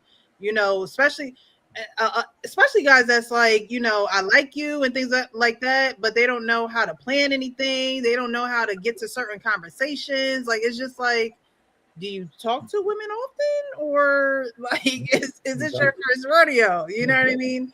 But let's just talk about if you talk about the dating show, the dating things, those things where the women don't have no men there. All right, Darwin, let's ask you this. Why? Would you actually go to those? You're the kind of guy they say. Depends on what type of guy. Well, the reason why those guys don't go there is because the women they will fluctuate around the guy that has the higher socioeconomic status and charisma and genetic markers. So the problem is, even go there? The problem on the dating apps happen in real life on dating events. Like I think they actually put the scenario in one of the latest movies of The Accountant. I think The Accountant 2 with Ben Affleck, where you saw him go into a dating event and he tricked their algorithm, and all of the women were lined up one after the other to shoot their shot, while all the other men are sitting at tables by themselves just waiting, looking at them. Like, men don't want to go to shit like that because man, it's not a balance. So they're like, I'd rather just stay home if they're going to do like that. So women are at an all-time high of being very meticulous with their selection preference on a hypergamy scale that is just, it don't even make sense for guys who are like 5'8" or anything like that to try to come out there and compete with these guys, the Chads. It's just hard. It just don't make any sense. So they won't go. And the women could be a 3 all the way up into an 8. Bro, and some of these guys that they're passing up is actually a good dude. Yeah. Like he can go and build a family and treat you right. It's just they just don't know. I think they got to live with the fact they chose him, and they also got to live with the fact that when they go to their friends group chat, like, nigga, you with that nigga? Really? You could have got. They got to deal with all that, and they prioritize that over that. So it's a sad thing, man. Well, guys, we have come to the end of the show. Yeah. It's been a good one. I appreciate everyone who is engaged, in the show, like the show. Thank you guys so much for joining the panel. Sean, he was here. He dropped off. 3 a.m. Thoughts was here. He dropped off as well. Thank you, Darren, Arpain, Coach Ferg. Thank you guys so much. Truly appreciate it. We'll be back next Wednesday. We'll be back next Wednesday. If you guys are free, or if you guys do catch our Tuesday adoptee shows, starting to schedule more guests to come on the show to build the community. So definitely catch those shows. We actually had 3 a.m. last night, who was reunited with his birth sister. So that went really well. Yeah. And so, I'm trying to get a couple more people. We're going to be doing a recording soon with somebody that I'm just going to premiere because she's not available during our regular times. But the community is growing. This community is growing. I see, different names every single time we come in the live. So thank you guys so much. I appreciate you. Y'all know what I say, be real with yourself so you can be real with everybody else. Happy Thursday and happy Memorial Day weekend. You guys have a great Take it easy.